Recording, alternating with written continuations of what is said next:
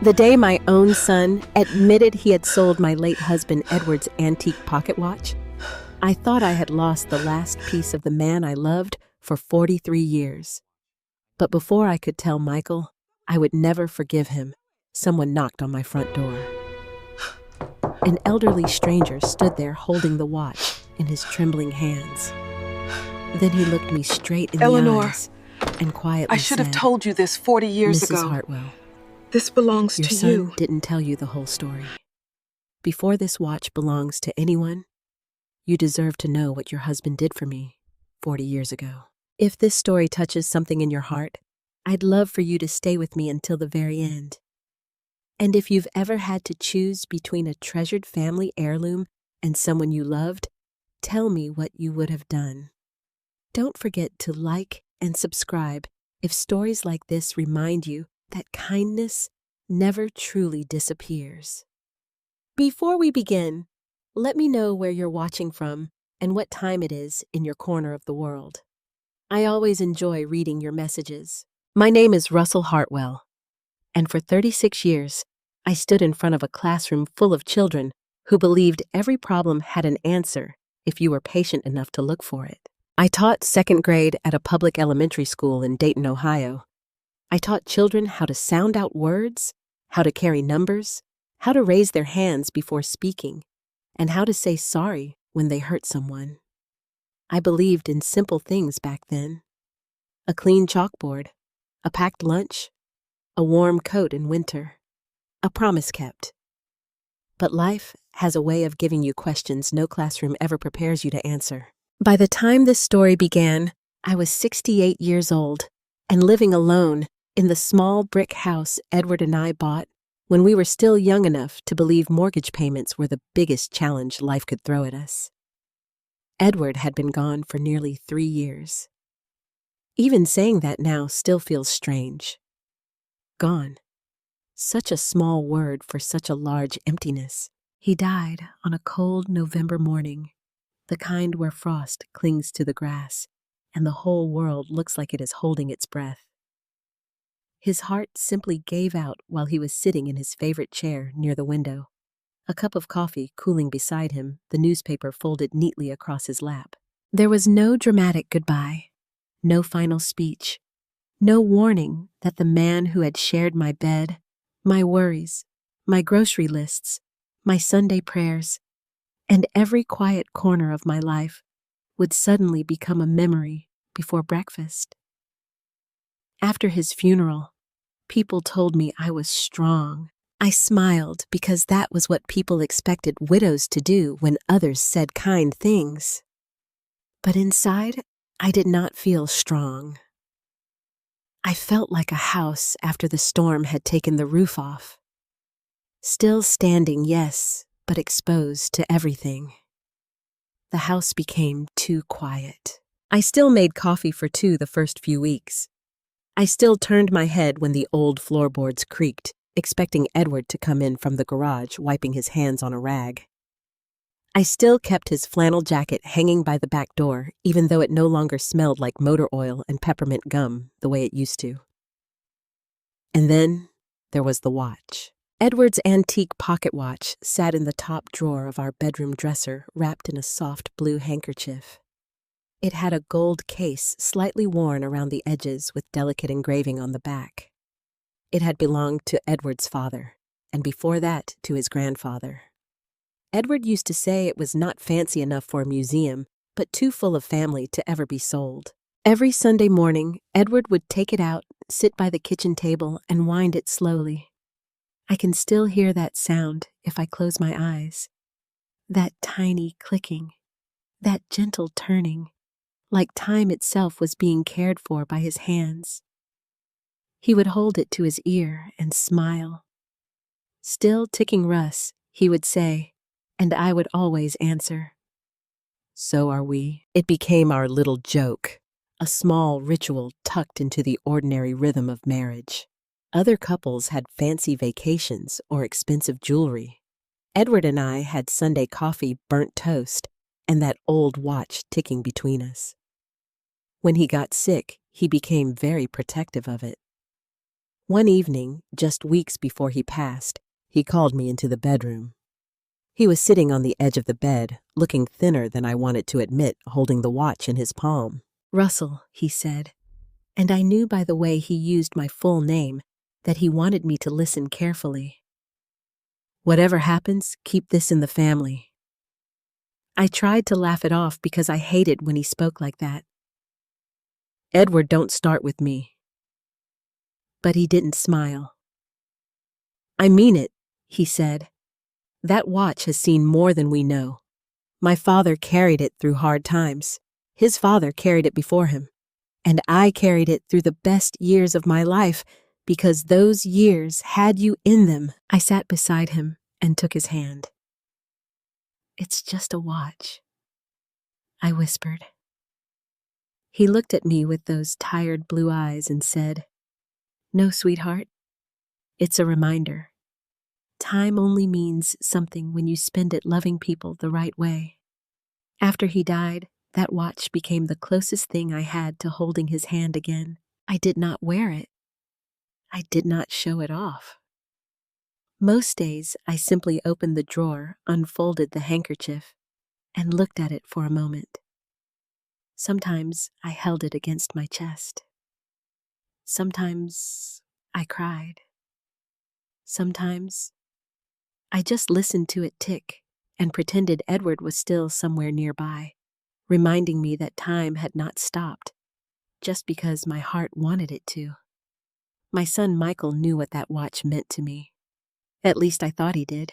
Michael was 42 then. He had Edward's broad shoulders and my stubborn mouth, which is not always a blessing. As a boy, he had been sweet, restless, and full of questions.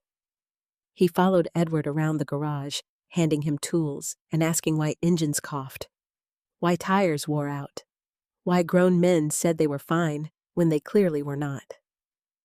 But after Edward died, something changed between us. Grief does not always bring families closer. Sometimes it exposes every crack that was already there. Michael came by less often. When he did visit, he seemed tired, distracted. His phone never stopped buzzing. He would step outside to answer calls, lowering his voice, as if the porch itself might betray him. I asked him more than once if everything was all right. He always said, "I'm handling it, Mom." That answer bothered me. Not because it was rude, but because it sounded exactly like something Edward would say when he was carrying too much alone. I noticed other things too. His truck needed repairs he kept delaying. His clothes looked more worn than usual. One afternoon, when he bent down to tie his shoe, I saw a stack of past-due envelopes tucked into the side pocket of his jacket. He caught me looking and quickly zipped it closed. "Just bills," he said. "Bills can be talked about," I told him. "Not these." That was all he said. I should have pushed harder. A mother knows when her child is drowning, even if the child insists he is just standing in the rain. But Michael had grown distant, and I was afraid that if I reached too forcefully, he would pull away completely. So I waited. I told myself he would come to me when he was ready. Then came the morning. Everything broke. It was a Tuesday. I remember because I had just returned from the grocery store with a bag of oranges, a loaf of wheat bread, and the cinnamon tea I only bought when I missed Edward badly. The house felt colder than usual, though the heat was on. I put the groceries away, carried my tea upstairs, and for reasons I still cannot explain, I opened the top drawer of our dresser. Maybe I needed comfort. Maybe some part of me already knew.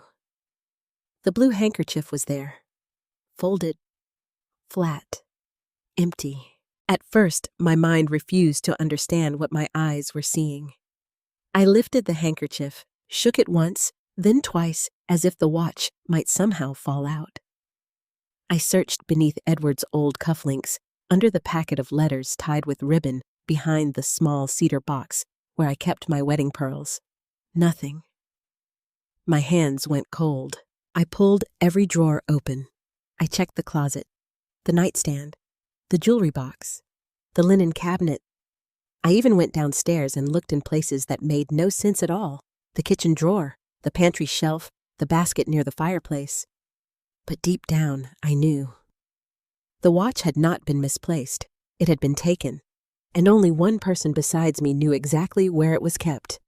I sat on the edge of the bed, clutching that empty blue handkerchief in both hands. And for the first time since Edward's funeral, I felt something sharper than grief. I felt betrayal.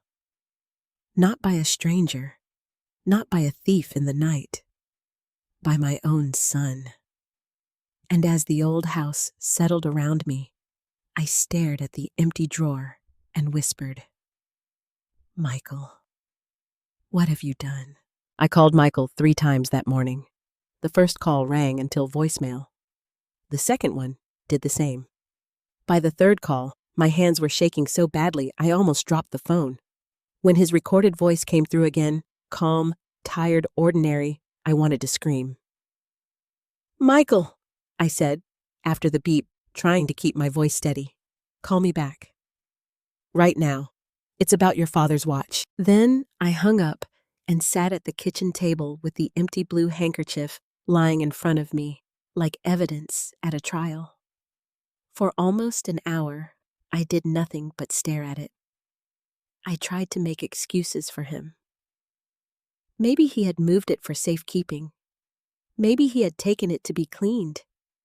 Maybe I had somehow given him permission and forgotten. But every excuse collapsed under the same painful truth. Michael had been in my house 2 days earlier. He had come by on Sunday afternoon saying he wanted to check the furnace filter before the cold weather settled in. I remembered him going upstairs to use the bathroom. I remembered hearing the floorboards creak over my head. At the time, I had thought nothing of it. Now that sound replayed in my mind, like a warning I had ignored. When Michael finally called back, I answered before the first ring finished. "Where is it?" I asked. There was silence on the other end. "Mom, do not mom me.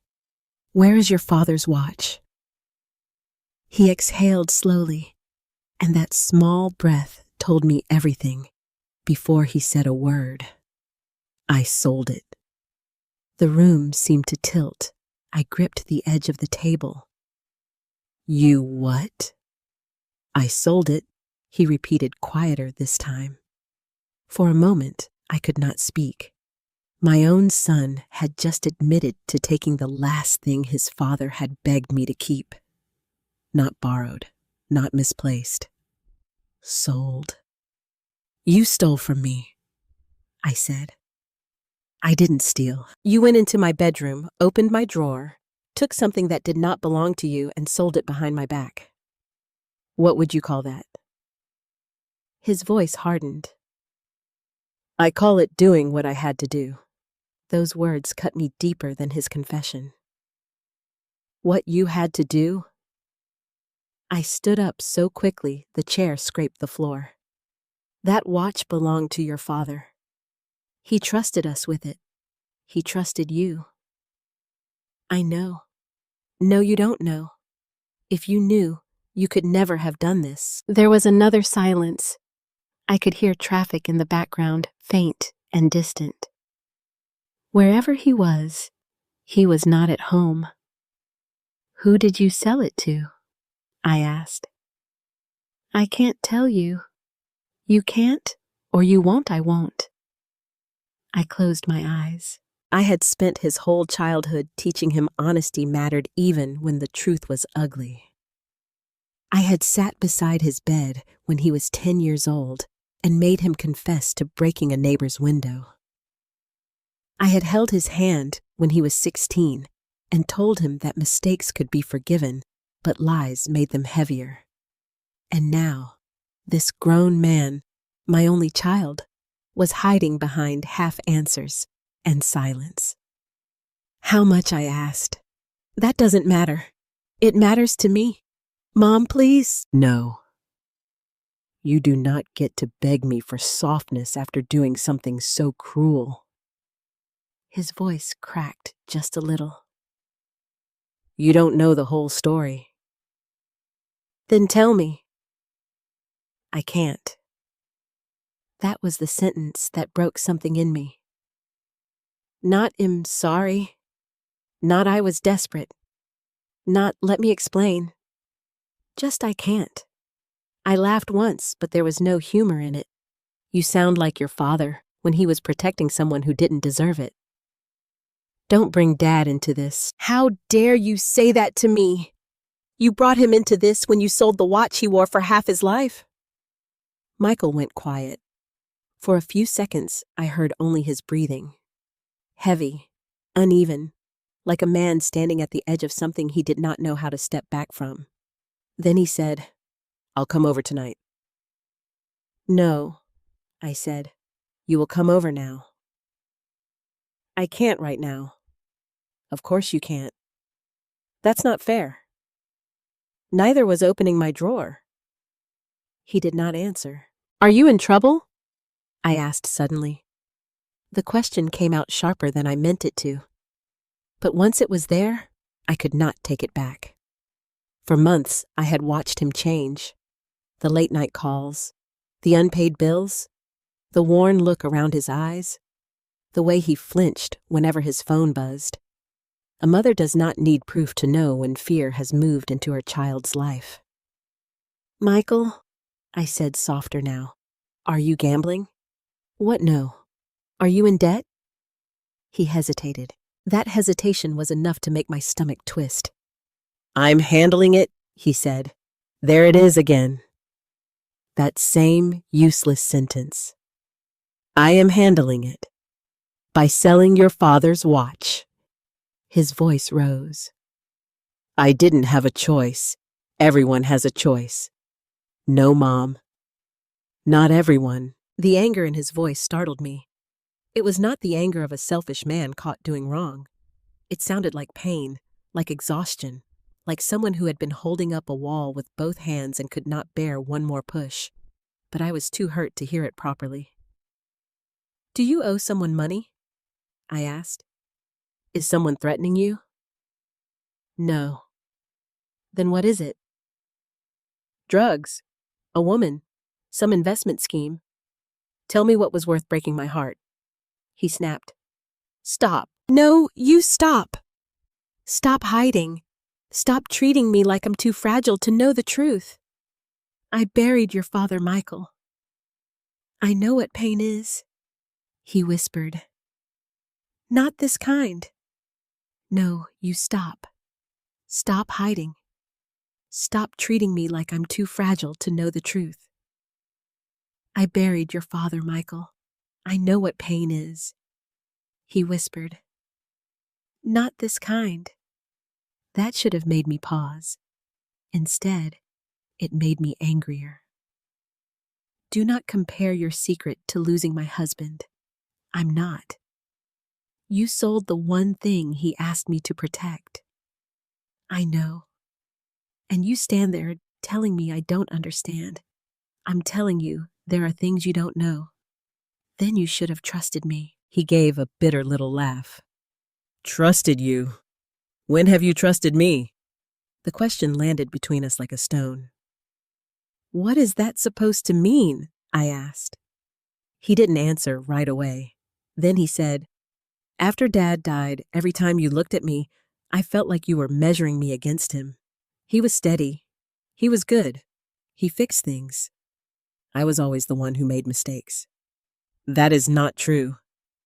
It felt true.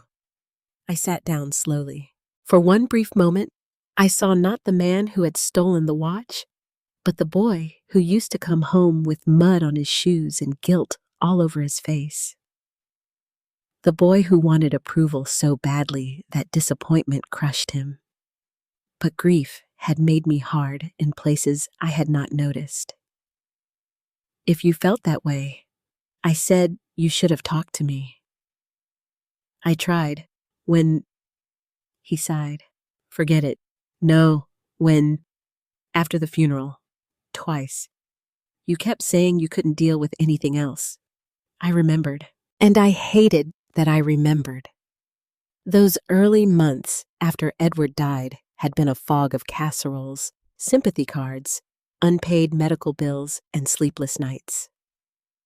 Michael had come over one evening and said, "Mom, there's something I need to tell you." I had pressed my fingers to my temples and said, "Not tonight, Michael. Please. I can't carry one more thing."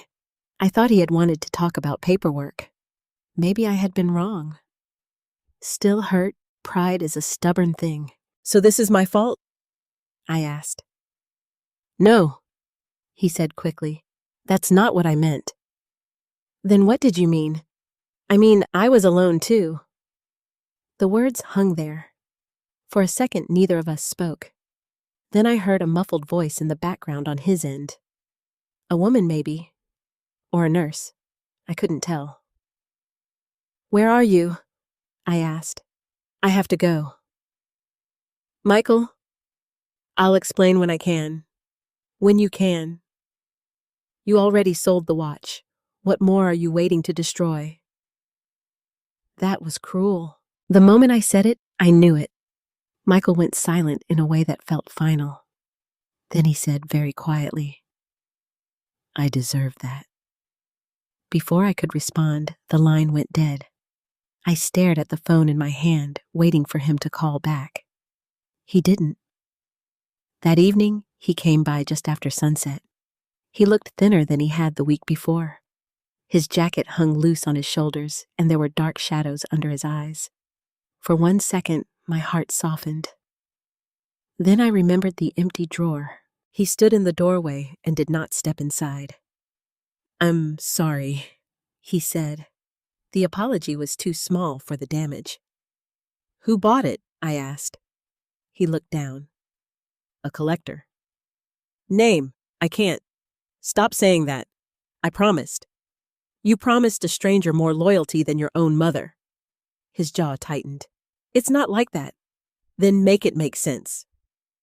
He opened his mouth, but no words came. I watched him struggle, and for reasons I could not explain, I suddenly became afraid. Not angry. Afraid. There was something behind his silence. Something large. Something that made shame look small. But before I could ask one more question, he stepped back. "I'll fix it," he said. "How?" "I don't know yet." "That is not good enough." "I know." Then he turned and walked away.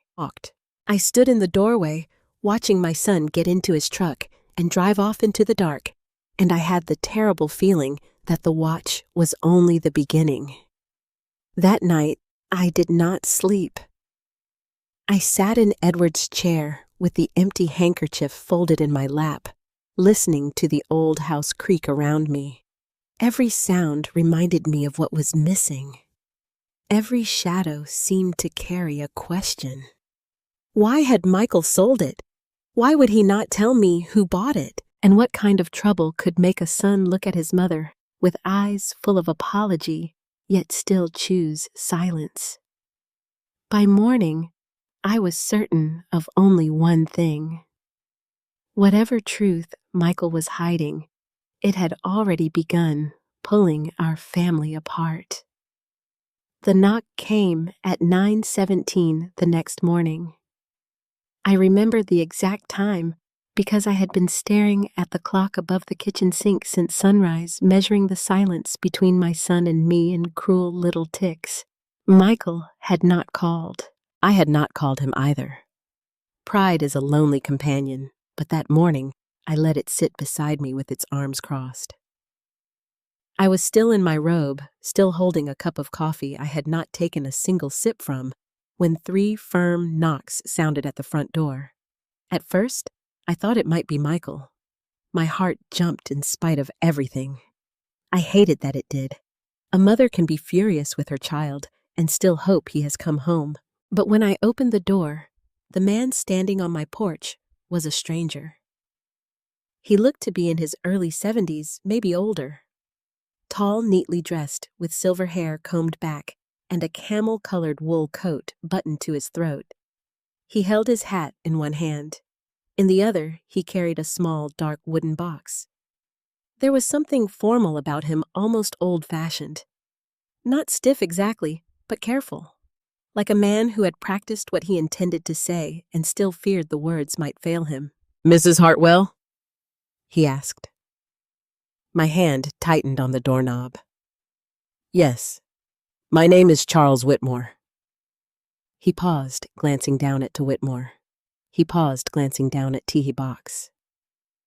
"I believe I purchased something that belongs to you." For a moment, the world went very still.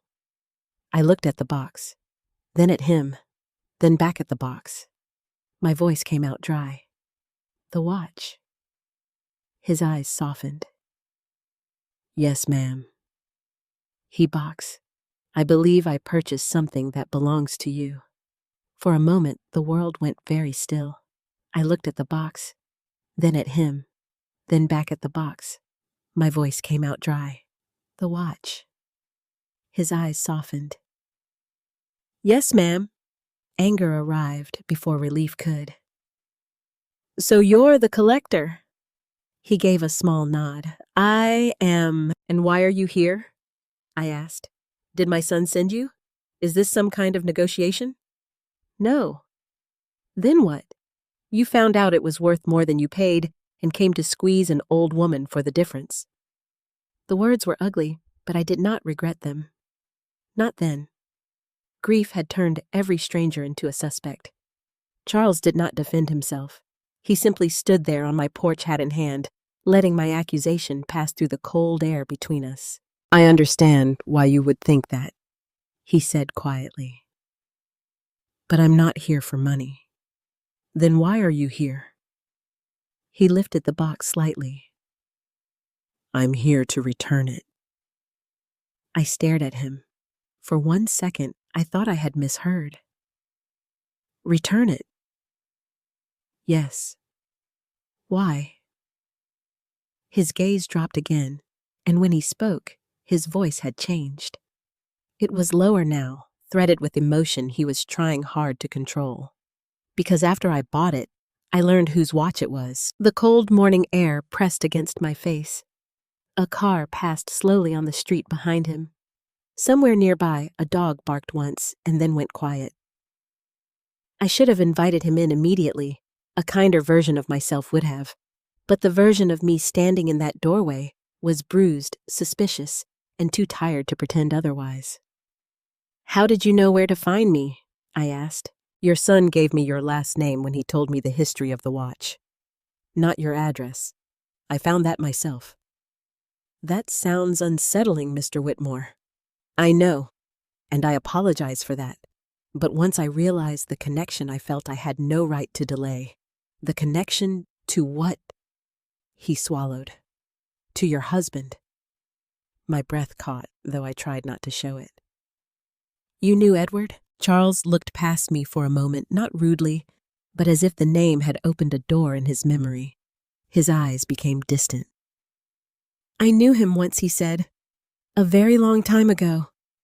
I stood there gripping the door so hard my fingers ached. Edward had known many people.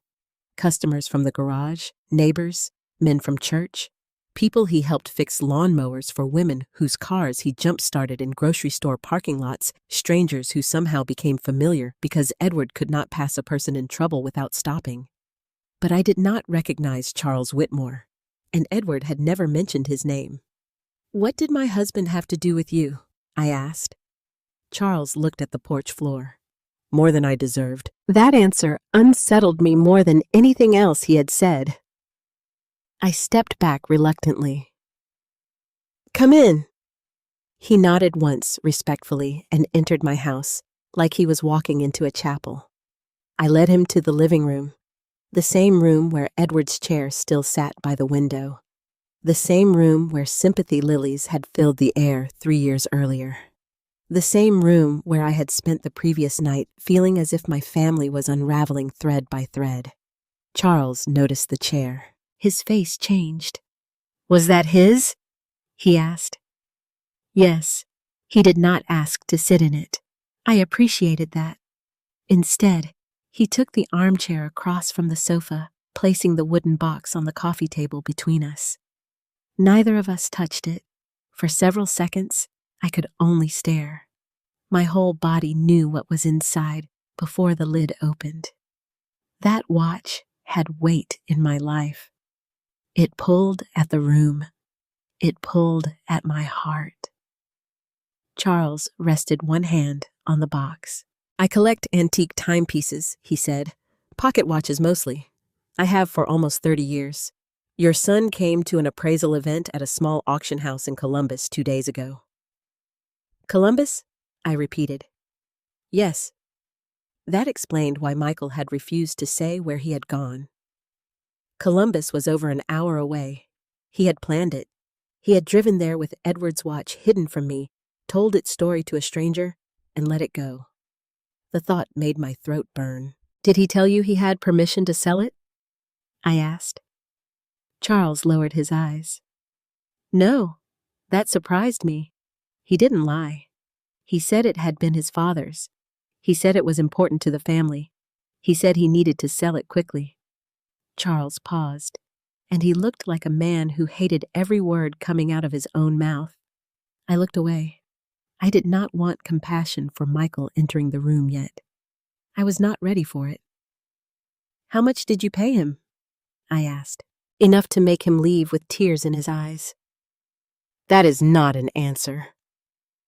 No, Charles said gently. It isn't. I turned back to him sharply. Mr. Whitmore, I have had enough secrets from men who think silence is noble. He absorbed that without flinching. You're right. Then he opened the box. The sight of the watch struck me so hard I forgot to breathe. There it was. Edward's gold pocket watch resting on dark velvet, the chain coiled neatly beside it. The worn engraving on the back caught the morning light. My hand flew to my mouth before I could stop it. I had expected relief, maybe gratitude. Instead, I felt grief break open again. Because seeing it there reminded me that Edward was not coming back to claim it. His hands would never wind it again. His voice would never say, "Still ticking, Russ." Charles watched me, his expression full of quiet sorrow. May I? He asked. I nodded, unable to speak. He lifted the watch carefully, as though it were alive. Your son told me it belonged to Edward Hartwell, he said. He said Edward had been a mechanic in Dayton most of his life. He said he was the kind of man who fixed things even when people couldn't afford to pay. That was Edward, I whispered. Charles ran his thumb lightly over the edge of the case. At first I thought it was simply a fine piece. Sentimental, yes, but collectors hear sentimental stories all the time. Family objects come with family stories. Some true, some polished by memory. His voice trembled. But then your son mentioned the name of the garage. Hartwell and Sons Auto Repair, the old shop near Linden Avenue. My eyes narrowed. You knew the shop? Charles nodded slowly. I walked into it in 1983 with $12 in my pocket, a broken-down Buick, and no reason left to believe decent people existed. I stared at him. The year meant something.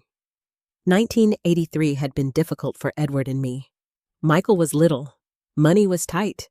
The garage barely stayed open some months. Edward worked 6 days a week and still came home worried.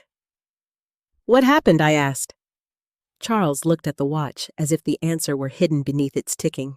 I was not a good man then, he said. Not evil, just proud, foolish. Broke in every way a man can be broke. I had lost my job, nearly lost my wife, and was driving through Dayton because I had nowhere else to go. When my car died outside your husband's garage, I thought it was just one more punishment. He stopped. His fingers tightened around the watch. Edward Hartwell could have turned me away. He should have turned me away.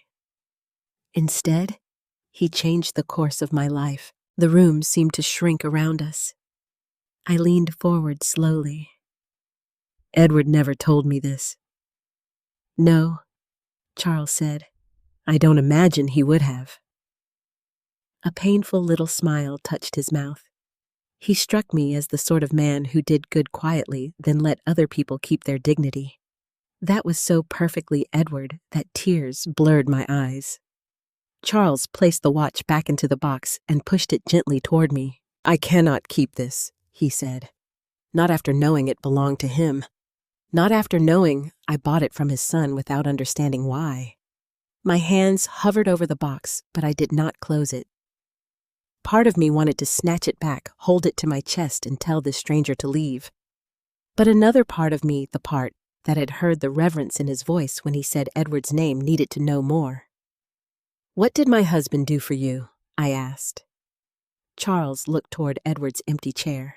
Then he said softly, "Mrs. Hartwell, your husband saved my family before I even understood I still had one to save." And for the first time since the watch disappeared, I forgot my anger long enough to listen. Charles Whitmore sat across from me with Edward's watch resting between us, and for the first time since Michael's confession, I stopped thinking like a wounded mother and started listening like a woman who was about to learn something about her husband she had never known. Charles folded his hands together, but they did not stay still. His fingers rubbed against one another nervously, the way people do when a memory is painful enough to touch. In 1983, he began, "I was 31 years old and convinced my life was over." He gave a humorless little smile. "That sounds dramatic now, I know. But at the time, I believed it. I had been working sales for a manufacturing company outside Cincinnati. I was proud, too proud. I thought a good suit and a firm handshake made me better than men who worked with grease under their fingernails." His eyes moved to the framed photograph of Edward on the mantel. Edward was smiling in that picture, wearing his faded denim jacket, one arm around my shoulders, at a church picnic. Charles looked ashamed. I was wrong about many things back then. I did not interrupt him. He continued, "The company downsized. I lost my job with almost no warning. Instead of telling my wife the truth, I pretended I had interviews lined up. I put expenses on credit cards. I borrowed from people I had no business borrowing from. I kept thinking I could fix it before anyone knew how bad it was."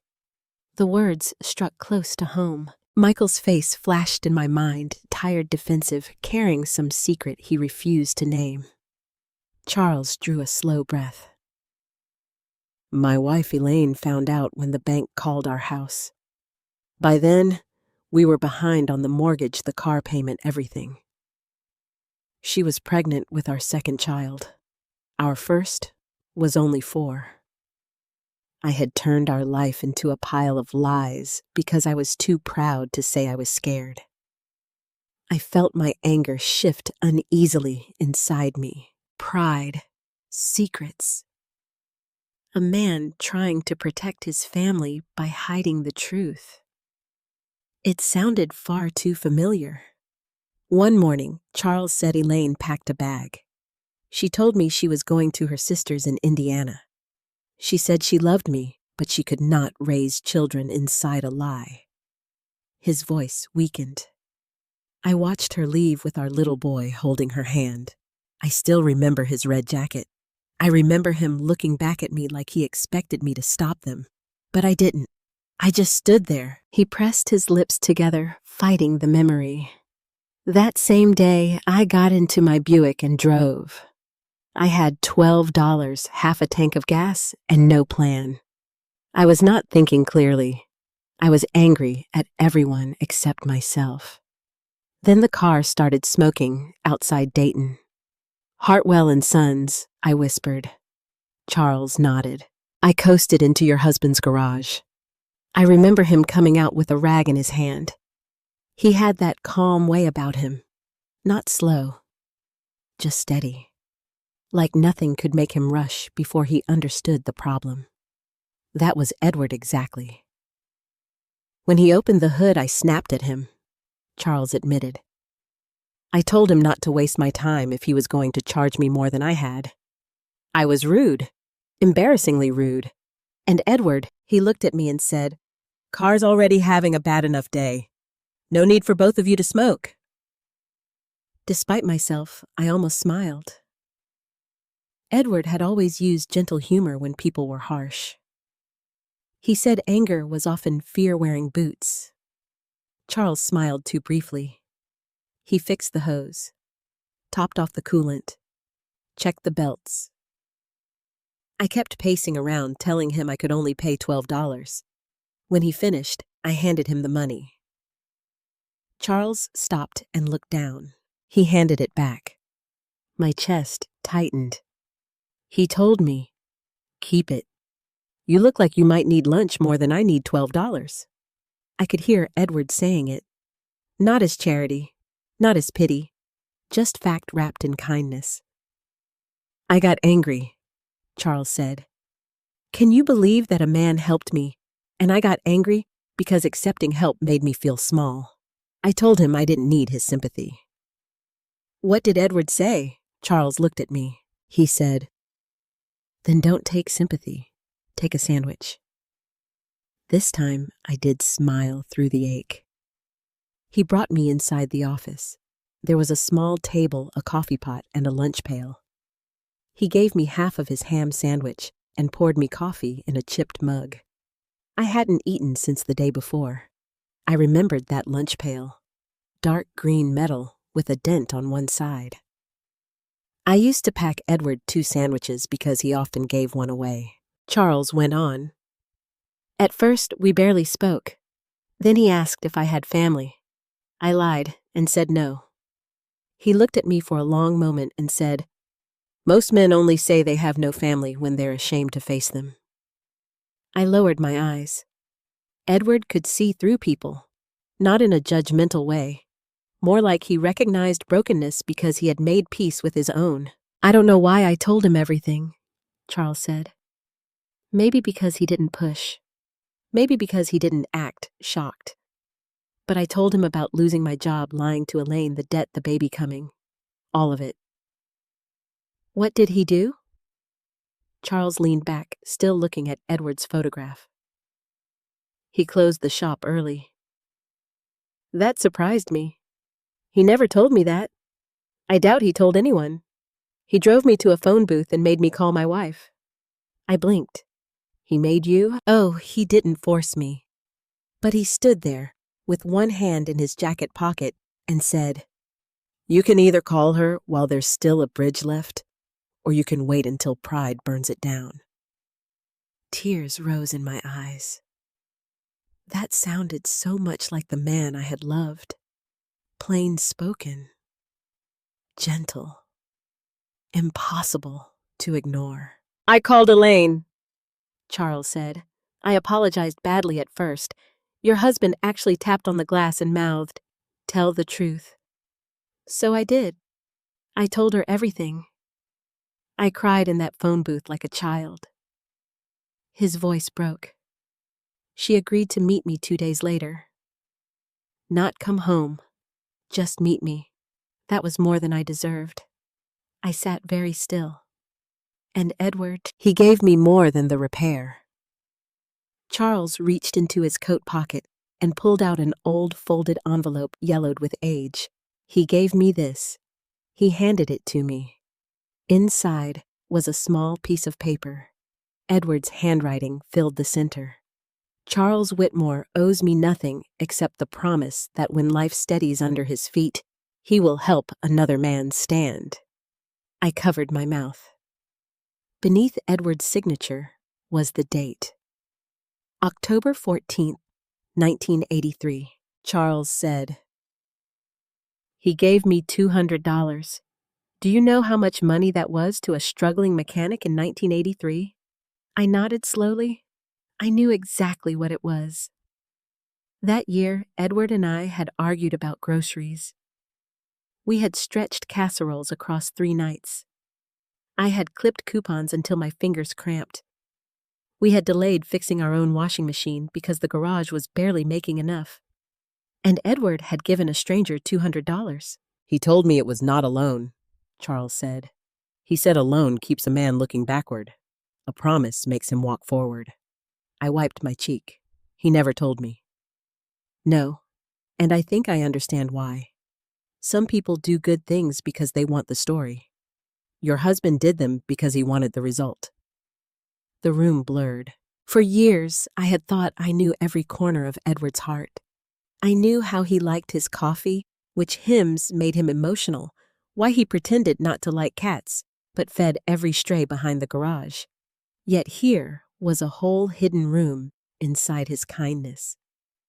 What happened after that? I asked. Charles smiled faintly. I met Elaine. I told her the truth. It wasn't fixed overnight. Trust never is. But I found work. Smaller work at first. Honest work. We sold the house before the bank took it. We moved into an apartment. We started over. He looked again at the note. Years later, I built a business restoring estate clocks and watches. Elaine used to say it made sense. A man who nearly lost everything learning how to repair time. I held Edward's note carefully. Did you ever try to find him? Many times. The garage had closed by then. I asked around, but people move records, disappear, and life gets crowded. Then my wife became ill. I lost her 11 years ago. After that, I kept the note in my desk and told myself some debts are repaid by living better. He looked at the watch. Then your son walked into that auction house. My breath tightened. Michael told you the family story? He did. Not all of it, I suspect, but enough. When he said Edward Hartwell, my heart stopped. When he mentioned the garage, I knew. I asked him why he was selling something so precious. And what did he say? Charles hesitated. He said someone he loved needed help more than the watch needed a drawer. I froze. Those words did not sound like greed. They did not sound like gambling. They sounded like desperation wrapped in love. Charles must have seen the change on my face. Mrs. Hartwell, he said gently, I don't know your son's full situation. He did not tell me everything, but I know the look of a man selling the last thing he ever wanted to sell. I looked down at the watch. For the first time, my certainty cracked. Michael had not sold it casually. He had not bragged. He had not lied to Charles about its importance. He had stood in front of a stranger and said someone he loved needed help. Someone he loved.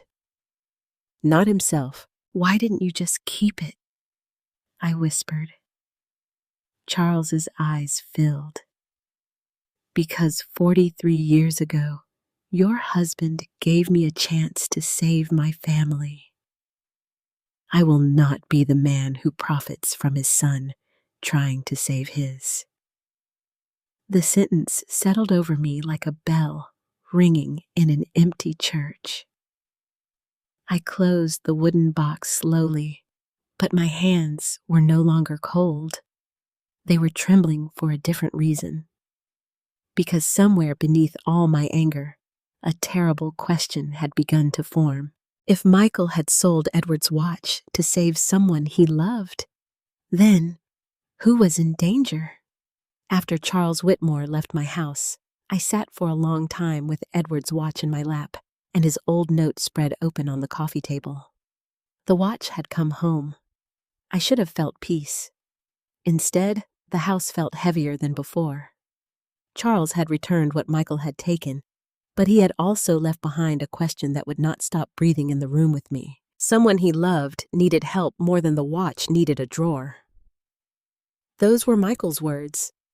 I repeated them silently until they began to sound less like an excuse and more like a warning. I thought of my son's face the night before, the shadows beneath his eyes, the way he stood in my doorway but would not cross the threshold.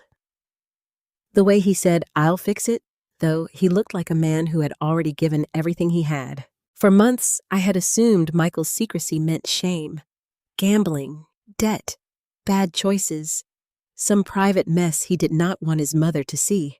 But what if I had been wrong? That question terrified me more than my anger ever had.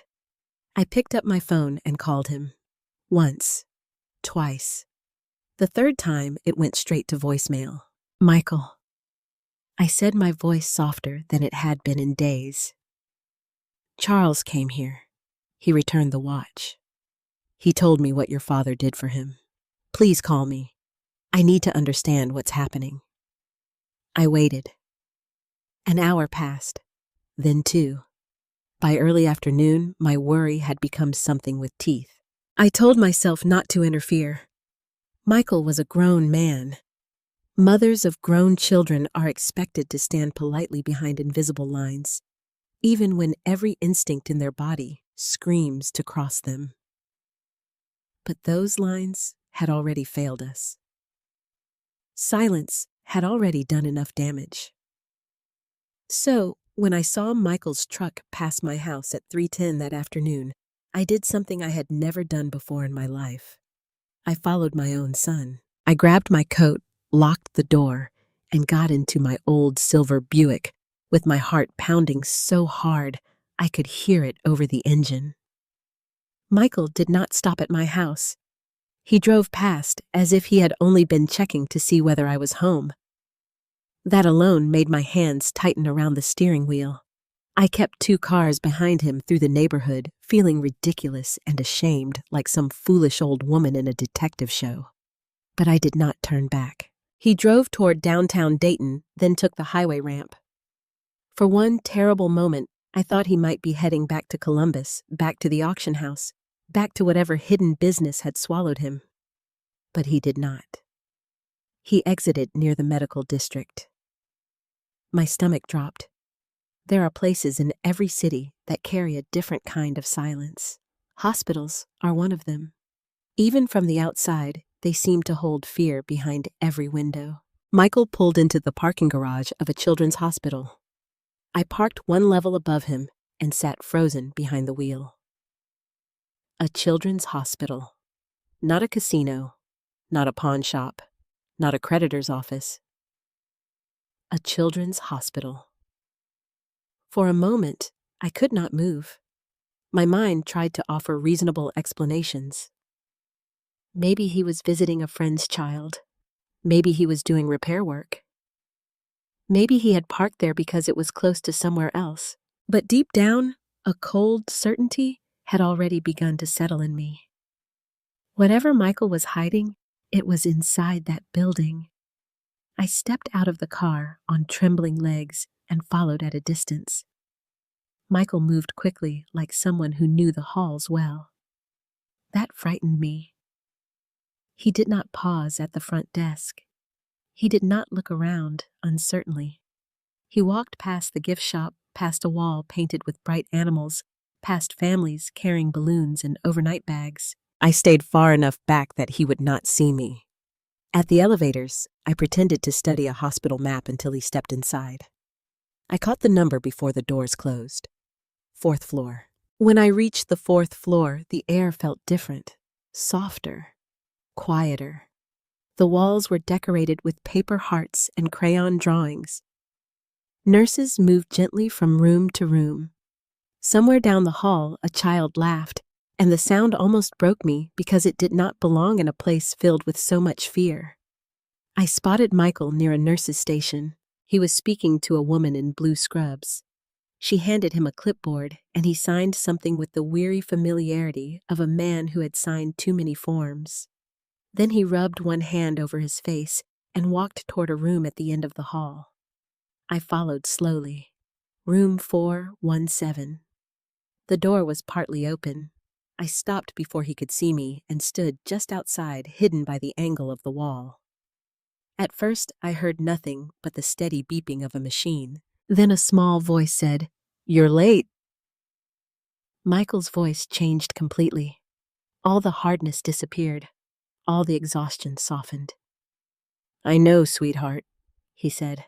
"I'm sorry." Sweetheart. The word hit me like a hand against my chest. I leaned slightly, just enough to see through the narrow opening. A little girl sat propped up in the hospital bed, small against the white sheets.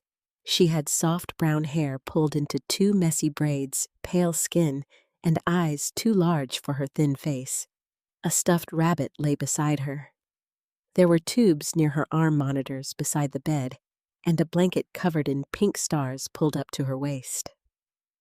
Michael set a paper bag on the tray table. "I brought the good applesauce," he said. The little girl gave him a suspicious look. The cinnamon kind. The cinnamon kind. And not the weird plain one. I would never insult you like that. She smiled, and for 1 second, the whole room changed. Michael bent and kissed the top of her head. Not like an uncle, not like a family friend, like a father. My knees nearly gave out beneath me. I grabbed the wall to steady myself. The little girl reached for his hand. Did you talk to the money people? Michael's face tightened, but he quickly forced a smile. Don't worry about money people, but you looked sad yesterday. I was just tired. You're always tired. He sat beside the bed and brushed a strand of hair from her forehead. Then I guess I need you to get better so you can boss me into taking naps. She giggled softly, then coughed. The sound was small but painful, and Michael immediately leaned closer, his fear naked on his face.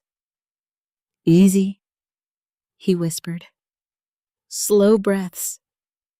I pressed my hand to my mouth. I had never seen my son like that. Not even at Edward's funeral. This was a deeper fear. A fear that lived in the bones. The little girl recovered and looked up at him. Did Grandma Russell like the picture? The world stopped. Grandma Russell. My breath vanished. Michael went very still. What picture? He asked carefully. The one I drew. The one with the yellow house and the old clock. You said maybe someday you'd show her. He looked down.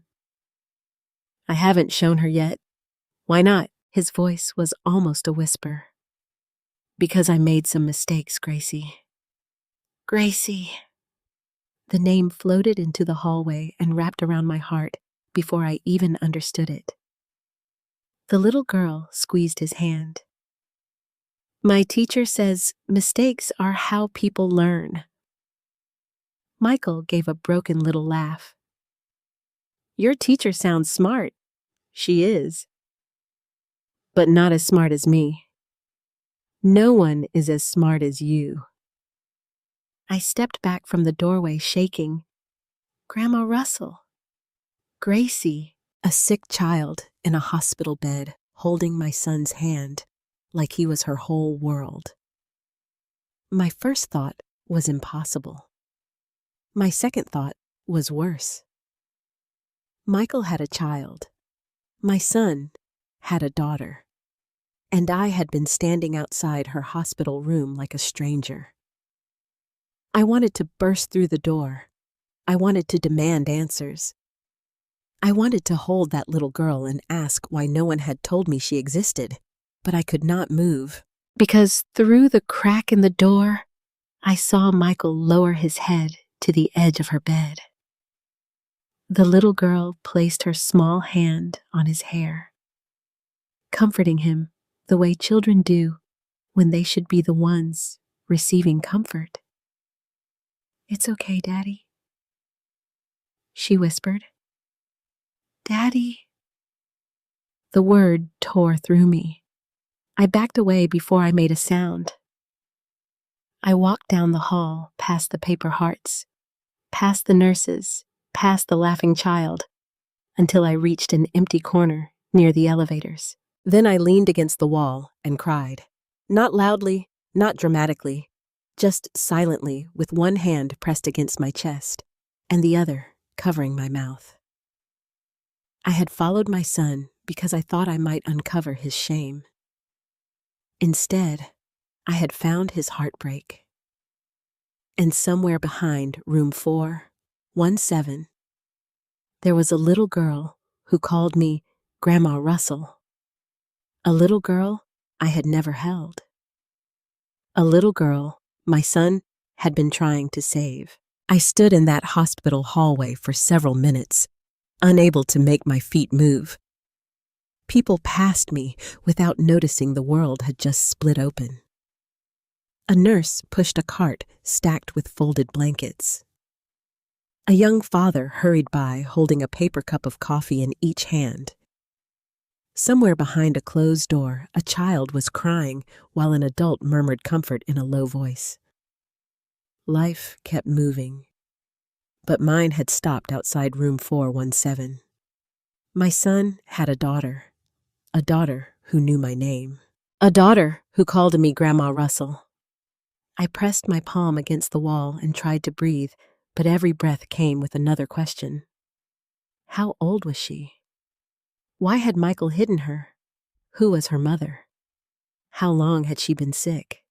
And the question that hurt worst of all, how many birthdays, Christmas mornings, school drawings, loose teeth, bedtime stories, and ordinary little moments had I already missed? I wanted to march back to that room and demand the truth. But I was afraid of frightening the child. I was also afraid of what Michael's face would look like if he saw me standing there. So I left. Not because I wanted to. Because I knew if I stayed one more minute, I would break in a place where that little girl needed peace. I drove home with both hands locked around the steering wheel. I barely remembered the traffic lights. The streets blurred through my tears. By the time I pulled into my driveway, I felt as if I had aged 10 years in one afternoon. Inside, Edward's watch sat on the coffee table where I had left it. For the first time, I did not see it as something Michael had stolen from me. I saw it as something my son had sacrificed. There is a difference, a painful one. I sat in Edward's chair and looked at his photograph on the mantel. "Did you know?" I whispered. Of course, he did not answer.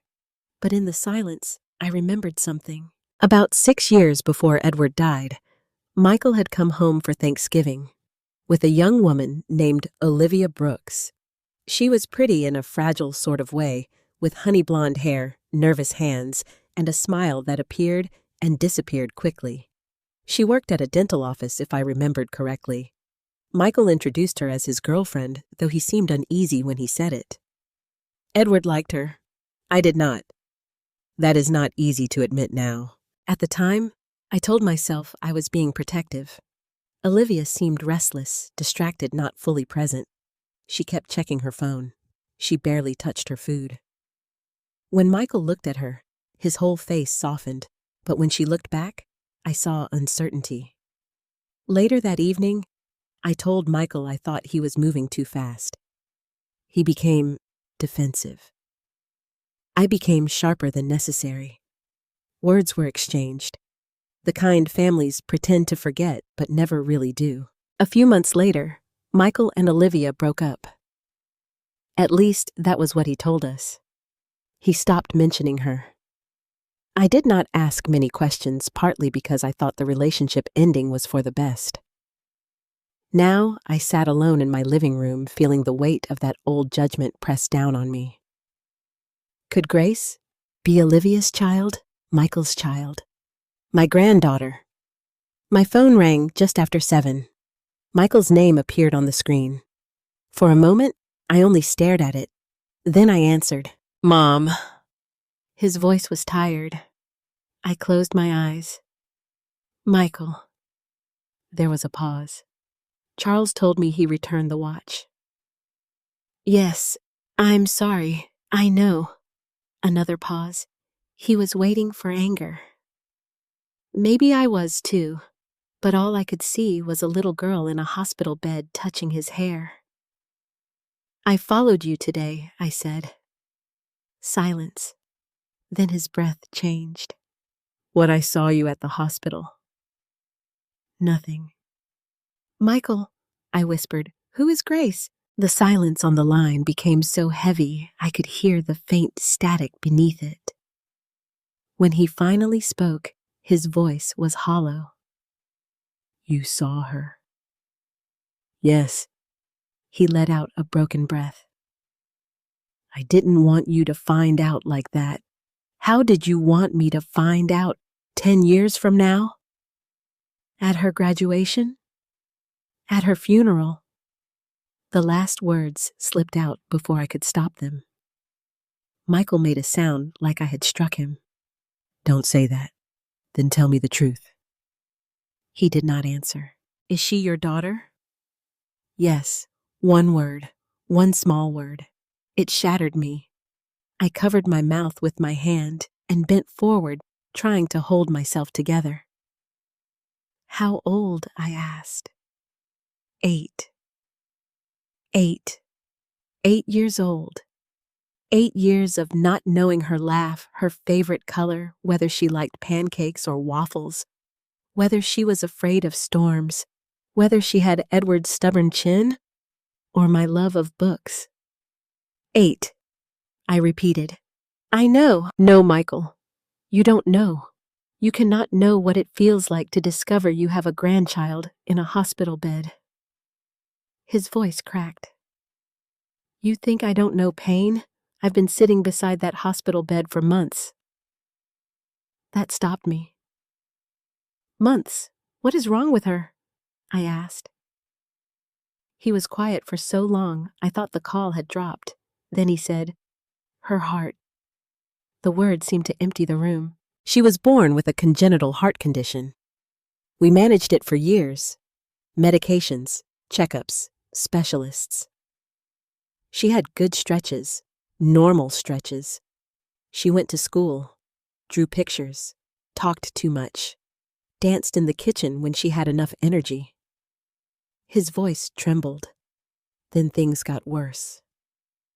I gripped the phone harder. "How much worse? She needs surgery." I shut my eyes. "When soon? If everything goes right. If everything goes right." No phrase in the world carries more terror. "And Olivia?" I asked. "Where is she?" Michael's silence changed again. This one carried old hurt. "Gone." "What do you mean, gone?" "I mean, she left when Grace was 2. I stared at Edward's watch. "She abandoned her. She said she couldn't do hospitals anymore. Couldn't do the fear. Couldn't do motherhood. She packed a suitcase while Grace was asleep and said she needed to breathe." His voice turned flat, like he had told himself the story too many times to survive it any other way. "She called twice the first year. Sent a birthday card when Grace turned 4. Nothing since." I felt anger rise clean and hot. For once, it was not aimed at Michael. "You raised that child alone?" "Yes. Why didn't you tell us?" He laughed once, bitter and sad. "At first I was ashamed." "Of your daughter?" "No, never of Grace. Of myself, of how everything happened. Olivia got pregnant after we broke up. We tried to make it work, but it was messy. I remembered what you said about her. I remembered how disappointed you looked when I defended her." My throat tightened. I was wrong to judge so quickly. "You weren't completely wrong about Olivia," he said quietly. "But I was afraid you'd see Grace as part of that mistake." "Michael." But I was. "And then Dad got sick. You were drowning. Every time I tried to tell you, something stopped me. A doctor's call, a bill, Dad's appointments. Then, after he died, you looked so broken, I couldn't put more on you. And then Dad got sick. You were drowning. Every time I tried to tell you, something stopped me. A doctor's call, a bill, Dad's appointments. Then after he died, you looked so broken, I couldn't put more on you. You should have. I know that now." "No," I said, tears running down my face. "You should have trusted me enough to let me be her grandmother." His voice broke completely. "I wanted to. Then why didn't you?" "Because after enough time passed, it became harder to confess. 1 month became 1 year. 1 year became 5. And then Grace got sick again, and all I could think about was keeping her alive. There it was, the truth beneath every lie. Not greed, not selfishness. Fear. A father's fear. I looked at Edward's photograph and felt a sharp ache of recognition. Edward had always said parents make their worst mistakes when they love someone so much they mistake control for protection. Michael had tried to protect me from pain. I had tried to protect myself from disappointment. Between us, a child had grown up without her grandmother. "What does she know about me?" I asked. Michael sniffed quietly. "More than you think." My heart clenched. I told her stories about you teaching school, about how you made the best chicken soup, about how you corrected grammar on restaurant menus, about how Grandpa Edward could fix anything. She started drawing pictures of your house because she wanted to visit. I pressed my fist to my chest. "She asked about me all the time, and you still kept her from me." "I know." Those 2 words carried more guilt than any excuse. For a long moment, neither of us spoke. Then I asked, "Does she know she's very sick?" "She knows enough. She knows her heart needs help. She knows doctors are trying. She's brave because she thinks I need her to be." His voice dropped. "But she's scared, Mom, and I am too." That was the first time he had said it plainly. Not him handling it. Not ill fix it. "I am scared." The wall between us cracked. "Michael," I said softly, "why did you sell the watch?" He inhaled shakily. "Because I had nothing left." I closed my eyes. And in that moment, before he explained the bills, the insurance, the denials, and the desperate choices that had driven him to that auction house, I already knew my anger would never look the same again. Because my son had not sold his father's watch to escape responsibility. He had sold it because his little girl was running out of time. Michael came to my house the next morning. I saw his truck pull into the driveway just after 9. For a moment, I stood behind the curtain like a stranger in my own home, watching my son sit there with both hands on the steering wheel. He did not get out right away. He lowered his head, and even from the window, I could see the weight pressing down on him. Yesterday, I might have hardened myself before opening the door. That morning, I did not. I met him on the porch before he could knock. He looked startled when he saw me. His eyes were red, his face unshaven, his jacket wrinkled like he had slept in it. Maybe he had. "Mom," he said. I wanted to say 100 things. I wanted to ask about Grace, about Olivia, about the watch, about every year he had kept from me. Instead, I stepped aside. "Come in." He walked into the house carefully, as if he no longer knew whether he belonged there. That hurt more than I expected. We sat at the kitchen table, the same table where Edward used to drink coffee every Sunday morning while winding the watch. The watch was there now inside its wooden box placed between us. Neither of us touched it. For a while, Michael only stared at it. Then he said, "I didn't want to sell it." "I know that now." He looked up quickly, almost suspicious of my gentleness. I folded my hands together to stop them from shaking. "But I need to hear everything." He nodded, and then slowly, my son began to tell me the story he had been carrying alone. Grace had been born 3 weeks early in a hospital outside Cincinnati. Michael said the first time he held her, she was so tiny he was afraid his breathing might hurt her. The doctors noticed the problem almost immediately. Her lips turned blue during feeding. Her oxygen levels dipped. Tests followed. Specialists came in with serious faces and careful words. A congenital heart defect. Surgery someday, they said. Monitoring always. Michael said Olivia cried for 3 days, then became strangely calm. Too calm. She smiled for nurses, took pictures, posted cheerful updates online. But at night, when Grace cried, Olivia would sit frozen on the edge of the bed, as though the sound had emptied her. "She loved Grace," Michael said quietly. "At least I think she did." But fear changed her. Fear changes many people, I thought. Sometimes it makes them selfish. Sometimes it makes them silent. Sometimes it makes them sell what cannot be replaced. For the first 2 years, Michael and Olivia tried.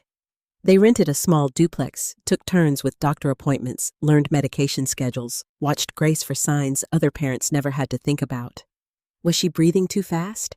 Was she sweating while eating? Was she too tired, too pale? Then Olivia left. Michael described it without drama, which made it worse. She kissed Grace before leaving, he said. She told me she was going to clear her head. I thought she meant for an afternoon. By dinner, her clothes were gone, and you never told us. She kissed Grace before leaving, he said. She told me she was going to clear her head. I thought she meant for an afternoon. By dinner, her clothes were gone, and you never told us. I told myself I would, he said. Every week I said, this week. Then Grace would get sick, or Dad would have an appointment, or you would sound exhausted on the phone, and I would push it off. He rubbed his hands over his face. After Dad died, I almost brought Grace to the funeral. My breath caught. She was there, in the parking lot. I stared at him. Michael's eyes filled. I drove her there. She was 5. She had drawn a picture for Grandpa Edward, even though she had never met him. She kept asking if Grandma Russell would like her dress. I pressed my fingers to my lips. I sat in the car for 20 minutes, he said.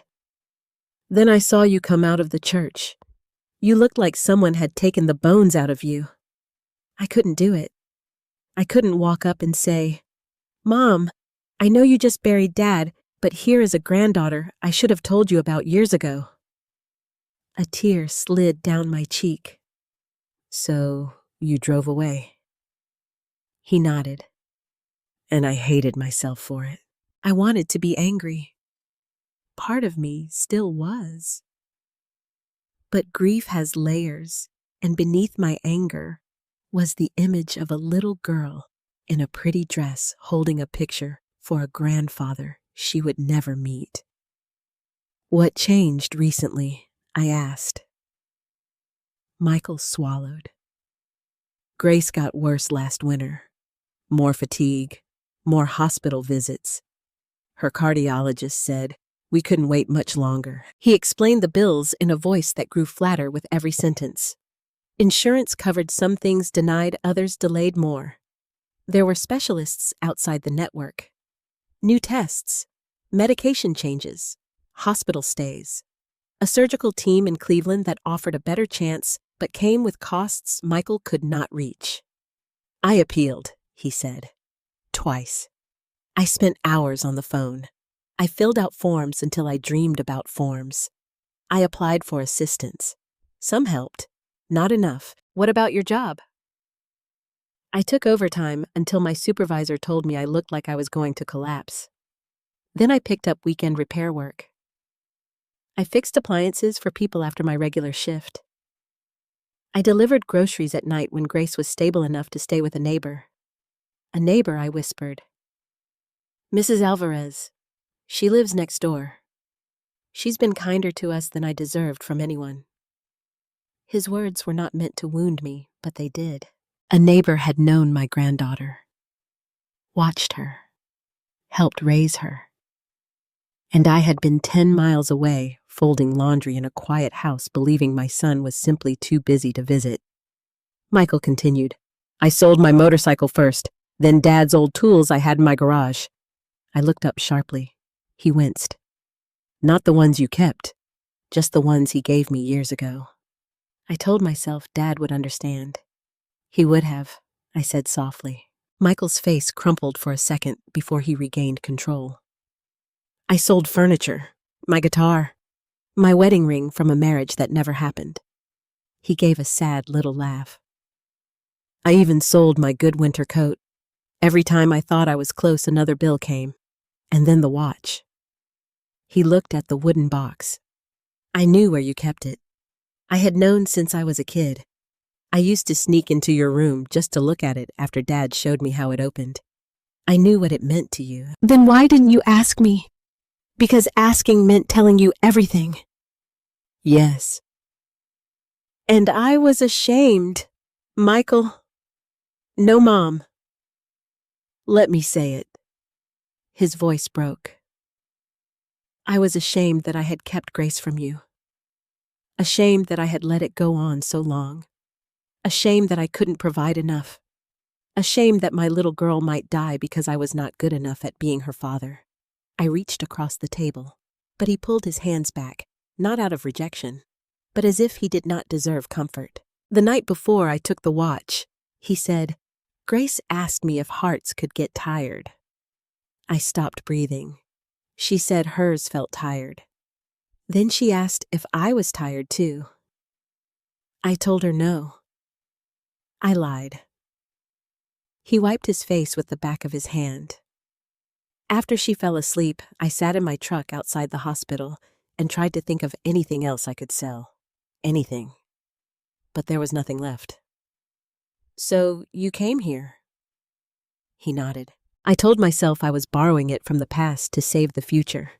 That sounds noble, doesn't it? It wasn't. It was stealing. I knew it then. I know it now. He looked at me, and there was nothing defensive in his eyes anymore. I opened your drawer, and when I saw the blue handkerchief, I almost put it back. I remembered Dad winding it. I remembered you laughing when he said, "Still ticking Russ."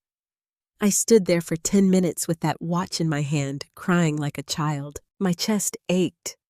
But then the hospital called. They needed another payment arrangement before scheduling the next step. And all I could see was Grace asking if her heart was tired. He lowered his head. So I took it. The kitchen was silent except for the soft hum of the refrigerator. I had imagined Michael taking the watch with greed, carelessness, disrespect. Now I saw him standing in my bedroom, broken between memory and terror, choosing between a dead man's keepsake and a living child's heartbeat.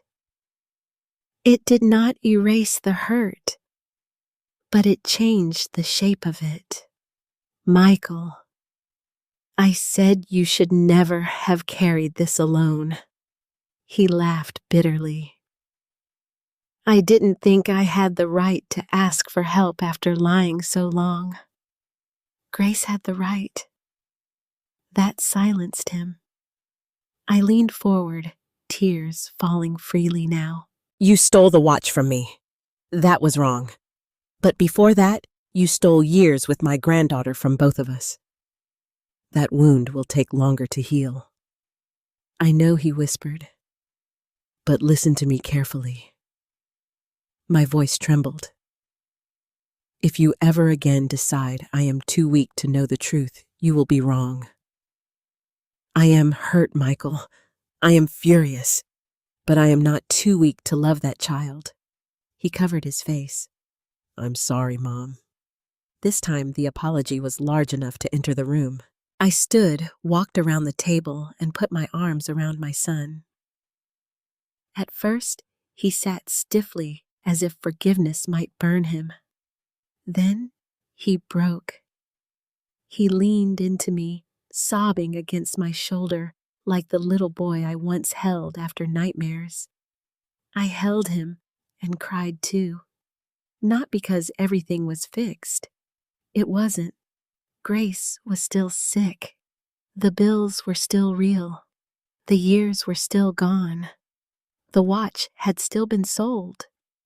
But for the first time, the truth was no longer hiding in the dark. And sometimes, before a family can heal, somebody has to turn on the light. By noon that day, the kitchen table had become a battlefield of paper. Hospital statements, insurance letters, prescription receipts, credit card notices, handwritten payment plans, names of doctors, names of specialists, numbers circled in red ink. Numbers crossed out, numbers rewritten smaller as if making them neater could somehow make them less impossible. Michael pulled them from an old folder one by one, placing them in front of me, with the quiet shame of a man emptying his pockets after losing everything. I had seen medical bills before. Edward's illness had taught me how cruel a mailbox could become. But this was different. These papers were not just expensive. They were relentless. They followed one another like waves, each one arriving before the last could be survived. I tried to keep it organized, Michael said almost apologetically. I looked at his careful notes in the margins. Dates called. Person spoken to. Appeal submitted. Denied. Pending. Resubmit. My son had not been careless. He had been drowning with a pen in his hand. I reached for one of the letters.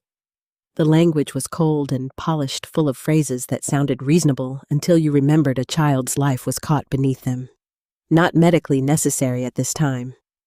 Out-of-network limitation. Prior authorization required. Coverage exception denied. I set the letter down before anger made me tear it in half. How much is still needed? I asked. Michael shook his head. It changes every time someone calls. How much, Michael? He stared at the table. To secure the surgical team and the next stage of treatment, a little over $43,000. The number sat between us like a wall. $43,000. I thought of my savings account. Modest. Careful. The kind retired teachers build slowly, one responsible choice at a time. Enough for home repairs. Enough for time. Enough for home repairs. Enough for taxes. Enough I had hoped not to be a burden to my son one day. Not enough for this. I have some money, I said. Michael looked up immediately. No. You don't even know how much. I said, no. Taxes. Enough I had hoped not to be a burden to my son one day. Not enough for this. I have some money, I said. Michael looked up immediately. No. You don't even know how much. I said no. Grace is my granddaughter, and I am not letting you empty your retirement because I failed to tell you she existed. This is not about punishment. It is to me. His voice had risen, but not in anger, in fear. I leaned back and studied him. He was so much like Edward in that moment it hurt. Proud, not because he thought himself better, but because needing help made him feel as if he had failed the people he loved. Your father took help sometimes, I said. Michael gave me a tired look. Dad gave help. He did both. You just didn't see all of it. His eyes moved to the wooden box on the sideboard where I had placed the watch. Charles told you that story? Yes. Michael lowered his head. He shouldn't have returned it. I made a deal. He returned it because he understood something you didn't. What? That love is not a debt paid alone. Before Michael could answer, my phone rang. The screen showed a number I did not recognize. Normally, I would have ignored it. That day, every unknown number felt like it might carry news about Grace. I answered. Mrs. Hartwell. Yes, this is Charles Whitmore. I hope I'm not disturbing you. Michael's head lifted. No, I said carefully. You're not. I wanted to ask how your granddaughter is. The word granddaughter still made my heart ache. I looked at Michael. His face tightened. She needs surgery, I said. Soon. There was a pause. I see. Those two quiet words carried more understanding than most people could fit into a whole speech. Mrs. Hartwell, Charles said, would you be willing to meet me at the hospital this afternoon? Michael immediately shook his head as if he could hear what was coming. I don't think that's necessary, I said, though I did not know why I was protecting him from help. It may not be necessary, Charles replied, but it may be useful. I looked at the mountain of bills. What are you suggesting? I know some people. Michael stood abruptly. No. Charles heard him. Is that your son? Yes. Tell him this is not charity.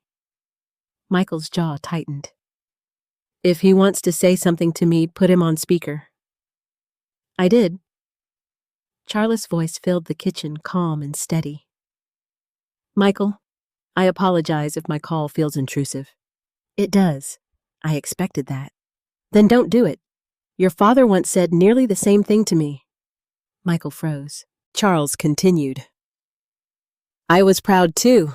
Proud men tend to mistake help for humiliation. Your father corrected me. Michael's eyes glistened, but his voice stayed hard. This isn't your responsibility. No, Charles said. It is my opportunity. That silenced the room. Charles went on. I spent 43 years carrying a promise your father gave me. He told me to help someone else stand when life steadied under my feet. Life did steady, more than I deserved. I have no children of my own now. My wife is gone. My business did well. And yesterday, Edward Hartwell's watch landed in my hands, as if time itself had finally brought me the chance to keep my word properly. Michael turned away, pressing one hand against the counter. I didn't sell it so you'd feel obligated. I know. You sold it because your daughter needed help. Michael closed his eyes. Charles's voice softened. That is the only reason I am still in this conversation. No one spoke. Then Charles said, I have already called a friend who sits on the board of a medical foundation in Cleveland.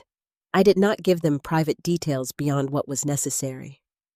There are emergency pediatric assistance funds that families often don't know how to reach.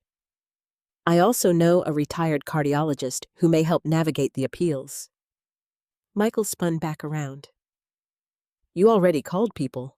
I made inquiries. You had no right. You're correct, Charles said.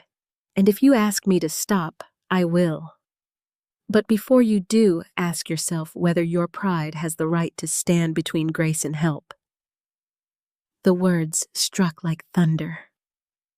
Michael's mouth opened then closed. I watched my son fight himself. He wanted to refuse. I could see it. He wanted to protect the last piece of control he had.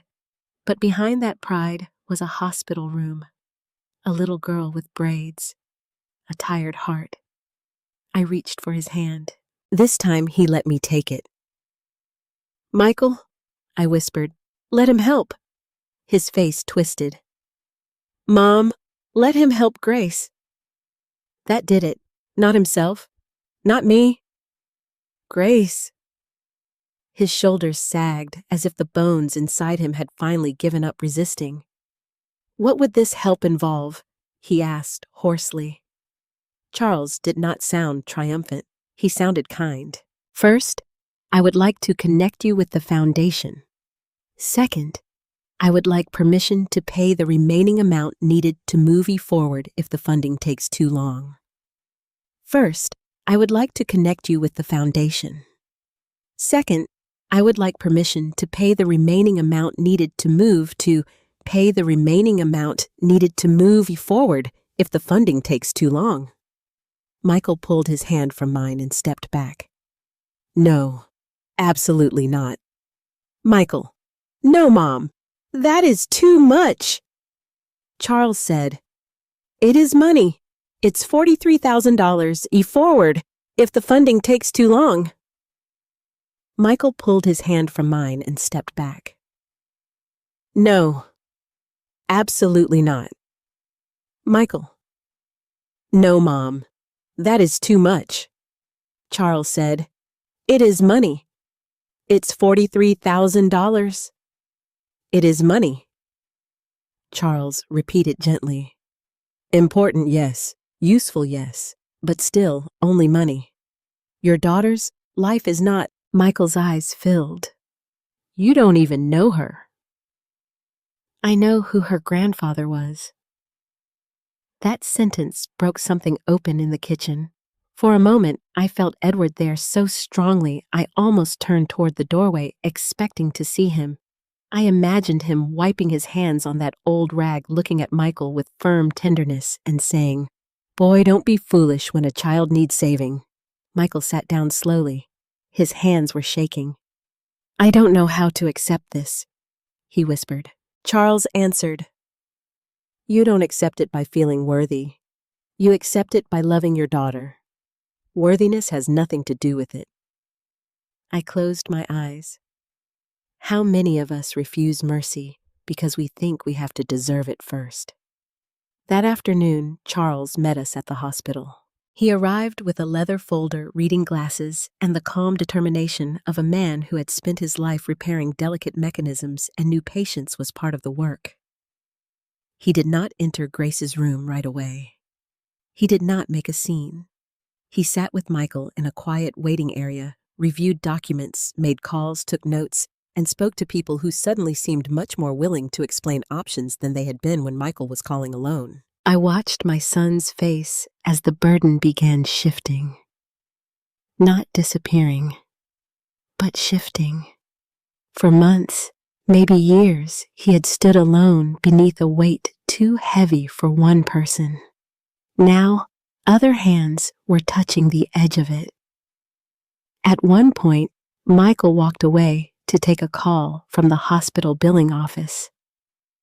Charles remained seated beside me, his folder open on his lap. "You remind me of Edward," I said. He smiled sadly. "No, I am only a man who met him at the right broken moment. That may be enough." He looked toward Michael, who was speaking into the phone with one hand pressed to his forehead. "Your son loves fiercely," Charles said. "He also hides foolishly. Those often travel together." I smiled through tears. Later, when Michael returned, his expression had changed. He looked stunned. "The foundation approved emergency review," he said, "and the hospital agreed to pause the payment demand while the surgical office coordinates." I covered my mouth. Charles simply nodded, as if he had expected doors to open once someone found the right key. Michael looked at him. "I don't know what to say." Charles stood and placed a hand on his shoulder. "Say nothing to me. One day when life steadies under your feet, help someone else stand."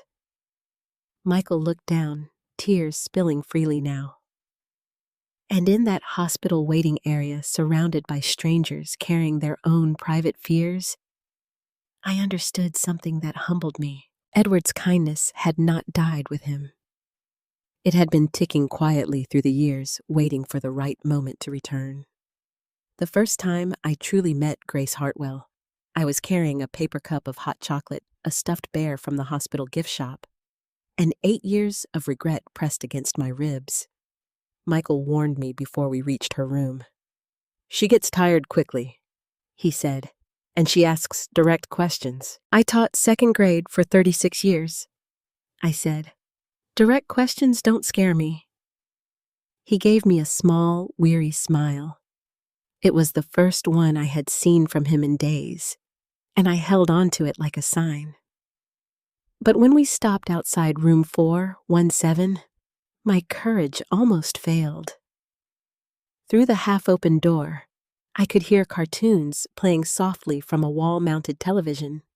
A nurse laughed about something. Then came Grace's voice, small but clear. "Daddy, if they bring green jello again, I'm filing a complaint." Michael looked at me. "She means it." Despite everything, I smiled. He stepped into the room first. "Hey, Gracie girl. Daddy, did you remember the cinnamon applesauce?" "Not this time." He glanced back at me. "But I brought someone better." There was a tiny pause. Then Grace said, "Is it the therapy dog?" Michael almost laughed. "No, better than the therapy dog." I stepped into the doorway. The little girl in the bed turned her head toward me. I had seen her from the hallway the day before, but seeing her openly was different. She was smaller than I expected, with thin wrists, bright eyes, and cheeks that still held the softness of childhood, even beneath the hospital pallor. Her brown hair was braided again, though one braid had loosened near her ear. A stuffed rabbit rested under her arm. For a moment, neither of us spoke. Then she looked at Michael and whispered loudly, "Is that Grandma Russell?" My heart cracked and bloomed at the same time. Michael's eyes filled. "Yes, sweetheart, that's Grandma Russell." Grace studied me carefully. "You're real."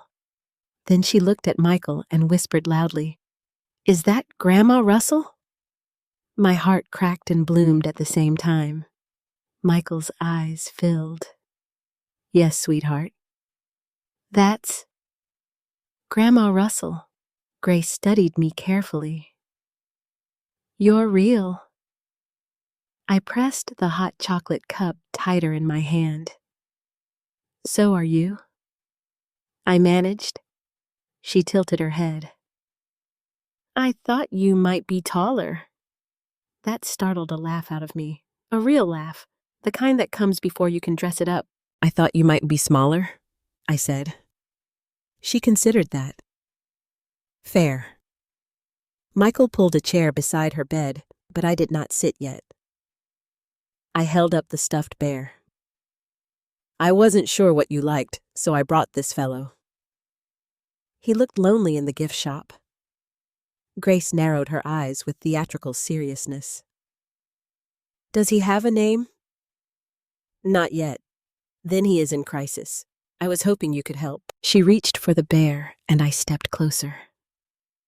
When her fingers brushed mine, I felt something move through me so sharply I almost cried. Her hand was warm. Real. Alive. My granddaughter. Grace held the bear in front of her face. "He looks like a Harold." "Harold is a respectable name," I said. "He's been through things. Haven't we all?" Grace looked at me then not like a child hearing a joke, but like a child who understood more than she should. "Yes," she said softly. I sat down because my legs could no longer be trusted. Michael stood near the foot of the bed watching us with an expression I could not read. Guilt, relief, fear, hope all tangled together. Grace took the hot chocolate next, sniffed it, and said, "No marshmallows." I froze. "I'm sorry. I didn't know." "That's okay. You're new." Michael coughed, covering a smile. I leaned closer.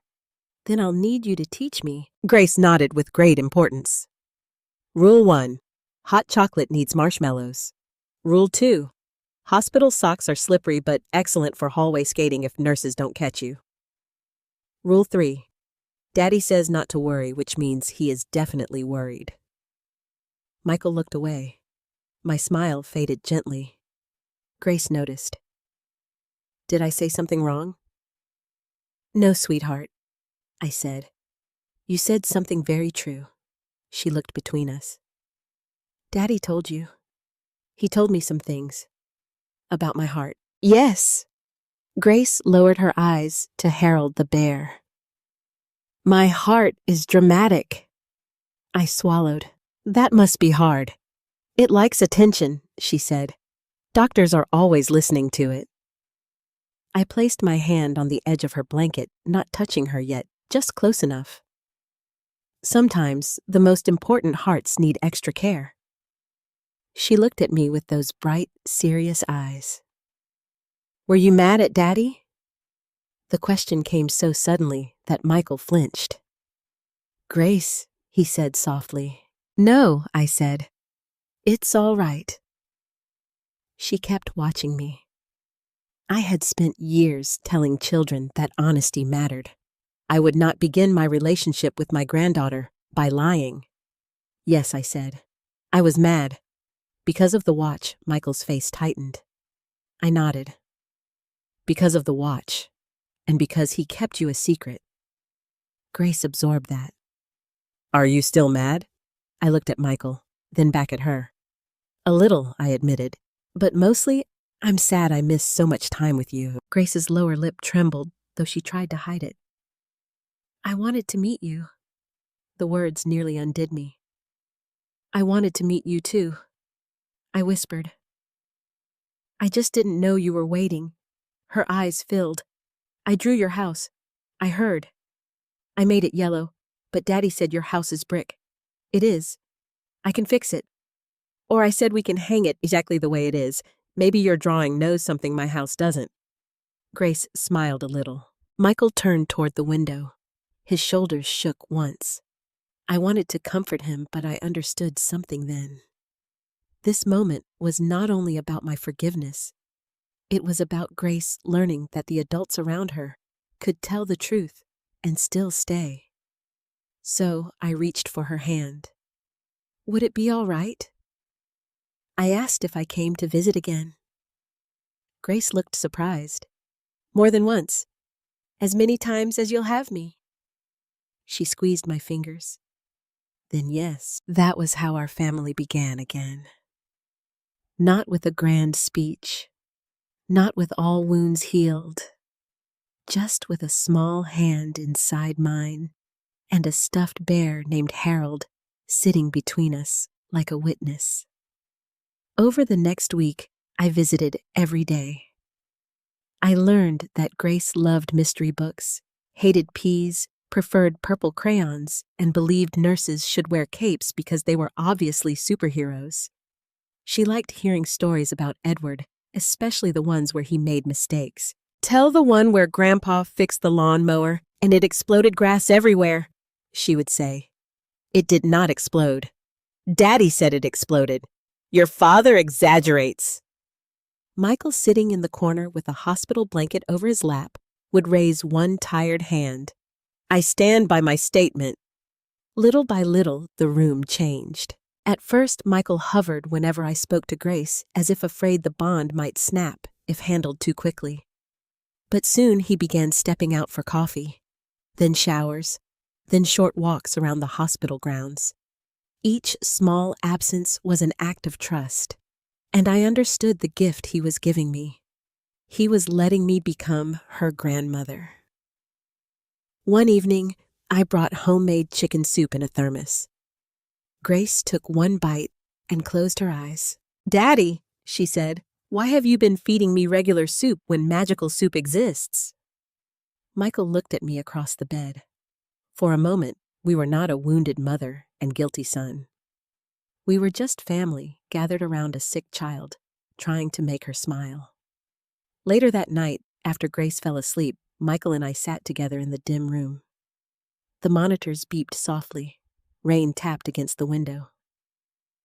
I'm sorry, he whispered. You've said that. I'll probably keep saying it. I'll probably need to keep hearing it for a while. He nodded. Then I said, I'm sorry too. He looked at me in surprise. For what? For judging Olivia too quickly. For making you feel like mistakes made you less loved. For being so wrapped in my grief after your father died that I didn't see yours. Mom, you lost your husband, and you lost your father, and you were raising a child alone. He looked down at his hands. We both disappeared in different ways, I said. His eyes filled. I didn't know how to come back. I reached over and covered his hand with mine. Then we'll come back slowly. Outside, the rain continued falling. Inside, Grace slept with Harold tucked beneath her arm. For the first time since Edward died, the hospital room did not feel only like a place of fear. It felt like the beginning of a family finding its way back to one another. Surgery was still coming. Danger still waited. But love had entered the room. And once love enters, even fear has to make space. The morning of Grace's surgery arrived before any of us were ready. That is the strange cruelty of hospital time. Days can drag so slowly that every hour feels like a week. And then suddenly, the one day you fear most is standing right in front of you, asking for courage you are not sure you have. I reached the hospital before sunrise. The sky outside was still dark, and the parking lot lights glowed against the wet pavement from last night's rain. I sat in my car for a moment with both hands wrapped around Edward's pocket watch. I had brought it with me, not because I believed it had magic, not because I thought an old watch could change what happened in an operating room, but because Edward had carried it through hard years, and somehow holding it made me feel less alone. The watch ticked softly in my palm, still ticking Russ. I closed my eyes. "Stay with us today," I whispered. When I reached Grace's room, Michael was already there. He sat beside her bed, wearing the same gray sweatshirt he had worn the night before. His hair was messy, his eyes hollow from no sleep. Grace was awake. She looked too small beneath the blankets. But when she saw me, she smiled. "Grandma Russell," she said, "you came early. I didn't want Harold to be the only responsible adult here." She glanced at the stuffed bear tucked beside her. "Harold has been nervous all night." "I understand Harold completely." Michael smiled faintly, but his eyes were red. A nurse came in not long after, gentle and efficient. She checked Grace's wristband, asked questions, adjusted tubing, and spoke in that soft voice nurses use when they know everyone in the room is one breath away from falling apart. Grace answered bravely, too bravely. When the nurse left, Grace looked at Michael. "Daddy?" "Yes, sweetheart. What if I wake up and my heart still feels tired?" Michael leaned closer. "Then we'll keep helping it. What if I don't wake up?" The room froze. Michael's face changed in a way I will never forget. He looked like those words had gone straight through him. I stepped forward, but he reached her first. "You are going to wake up," he said, though his voice trembled. "But what if—" Grace was not being dramatic. She was being honest. Children often are, especially when adults are trying hardest not to be. Michael opened his mouth, but no words came. So I sat on the edge of her bed and took her hand. "Grace," I said softly, "being scared does not mean you are not brave." Her eyes filled. "I don't feel brave. Most brave people don't. They just keep holding on while they're scared." She looked down at my hand. "Are you scared?" I nodded. "Very." "Is Daddy scared?" Michael let out a broken breath. "More than I've ever been." Grace looked surprised, as if his honesty had comforted her more than any promise could have. Then I placed Edward's pocket watch gently on her blanket. "This belonged to your grandpa Edward," I said. She stared at it. "The old clock watch." "Yes." "He carried it for many years. And he used to say, 'Time only matters when we spend it loving people the right way.'" Grace touched the edge of the gold case with one finger. "Did he know about me?" The question pierced me. Michael closed his eyes. "No, sweetheart," I whispered. "He didn't, but I know exactly what he would have done if he had. What he would have loved you immediately." Her lips trembled. "Even if my heart is dramatic, especially then." Grace smiled through tears. A little later, Charles arrived. He did not come into the room right away. He stood near the doorway, holding a small bouquet of paper flowers from the gift shop, looking uncertain for the first time since I had met him. Grace noticed him. "Is that the watchman?" Michael looked embarrassed. "Grace." Charles smiled gently. "I suppose I am. Did you bring flowers?" I did. "They are paper, so they have a much better chance of surviving hospital lighting than real ones." Grace considered him seriously. "That was practical." "I try." She looked at me. "He can come in." And just like that, Charles Whitmore became part of the circle. He placed the paper flowers near the window and told Grace he once repaired a clock shaped like a cat. "Did it meow?" she asked. "Only when it was broken." "That seems backwards." "I agree." For 5 beautiful minutes, the room almost felt normal. Then the surgical team arrived. Everything after that seemed to happen too quickly. Forms, final checks, instructions. A doctor explaining things we had already heard, but needed to hear again. Risks, procedure time, recovery expectations. Words that sounded professional while terror roared underneath them. Michael signed the final paper with a shaking hand. Grace watched him. "Daddy," she said. He bent close. "If I'm asleep a long time, don't eat my cinnamon applesauce." A laugh broke through his tears. "I won't." "Promise. I promise." Then they began to wheel her bed toward the doors. I walked on one side. Michael walked on the other. Charles followed a few steps behind. At the double doors, we had to stop. Only staff could go beyond that point. Grace looked suddenly smaller than ever. Michael kissed her forehead again and again. "I love you," he whispered. "I love you more than anything in this world. I know, Daddy." Then she looked at me. "Grandma Russell." I leaned close. "Yes, sweetheart. When I wake up, can I come see the brick house?" My throat closed. "Yes," I said. "And it'll make hot chocolate with marshmallows. Extra, extra." She nodded, satisfied. Then the doors opened, and they took her away. Michael stood perfectly still for 1 second. Then his knees weakened. I grabbed him before he could fall, and Charles took his other arm. Together, we guided him to the waiting area. Those hours were the longest of my life. People say waiting is passive. It is not. Waiting is a battle fought inside the body. Every minute asks you not to imagine the worst. Every sound makes your heart leap. Every doctor who walks past but does not stop becomes both relief and disappointment. Michael paced until a nurse gently told him he might wear a path into the floor. Charles made calls quietly, not because there was anything left to arrange, but because he needed something useful to do. I sat with Edward's watch in both hands. Tick, tick, tick. Each sound felt like a prayer. I thought of Edward winding it on Sunday mornings. I thought of Charles walking into his garage in 1983. I thought of Michael standing in my bedroom with the watch in his hand, choosing the future over the past. I thought of Grace asking if her heart was dramatic. Hours passed. Coffee went cold.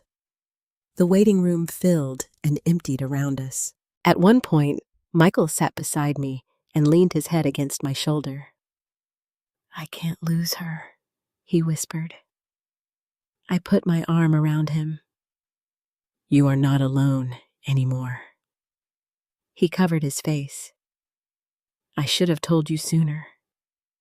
"Yes," I said softly. "You should have." He nodded against my shoulder. Then I added, "But we are here now." He reached for my hand, and we waited.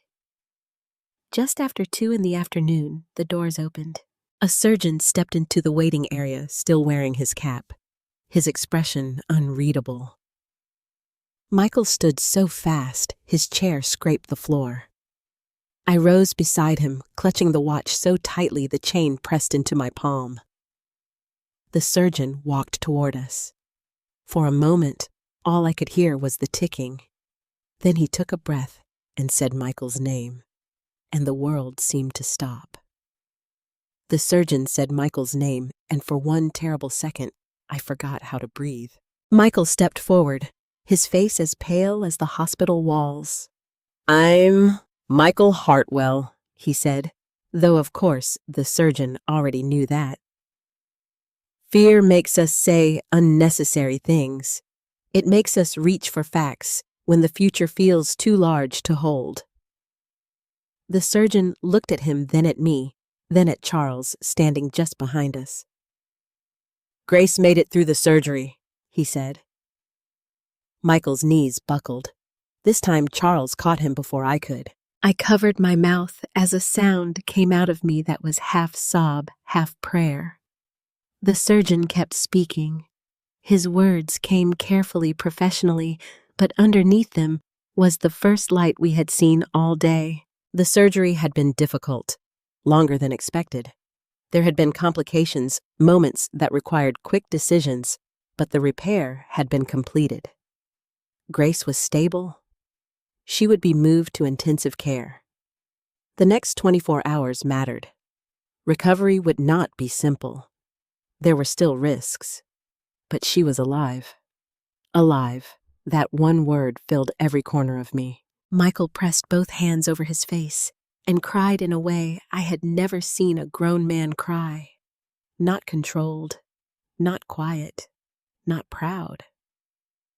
His whole body shook with relief that had nowhere else to go. I put my arms around him, and this time he clung to me. "She's alive," he whispered. "Yes, she's alive. Yes, sweetheart. She's alive." I had not called him sweetheart in years.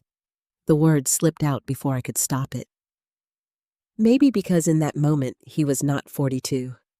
He was my son, my frightened, exhausted son, who had been holding his little girl at the edge of loss and had finally been allowed to step back. Charles stood beside us, his eyes wet. He took off his glasses and wiped them slowly, though they did not need wiping. "Edward," he murmured so softly I almost missed it. A nurse led Michael back first to see Grace. I waited outside the ICU doors with Charles. I still held Edward's pocket watch. The chain had left a red mark across my palm from where I had gripped it too tightly. For the first time all day, I opened my hand. The watch ticked steadily. Not hurried, not afraid, just steady.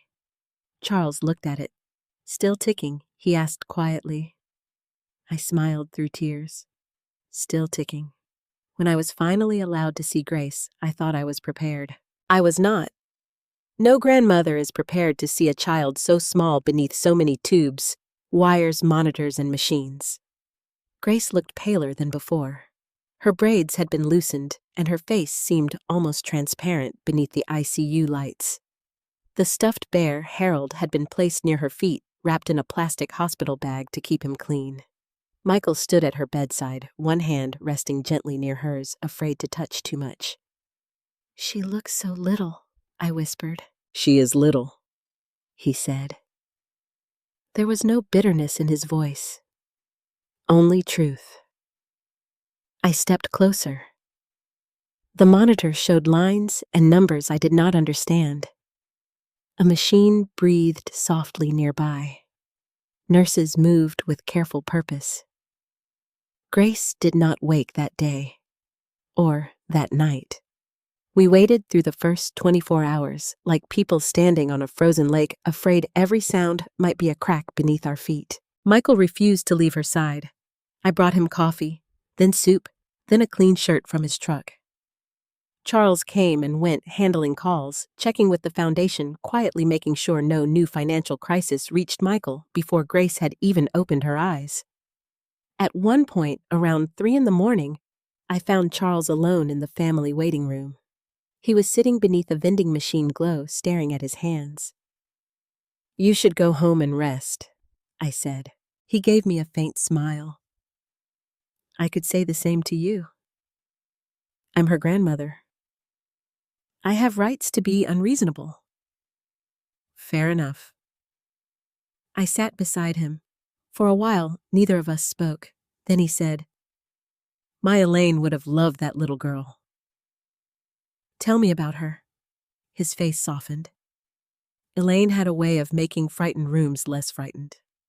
When our son broke his arm at 7, she convinced him the cast was armor. By the end of the day, he believed he was a knight. I smiled. "You had a son." The smile faded, but not completely. "Daniel. He died in a car accident when he was 26. "Oh, Charles. It was a long time ago. That doesn't mean it stopped hurting." He looked at me then, and I saw the grief he carried.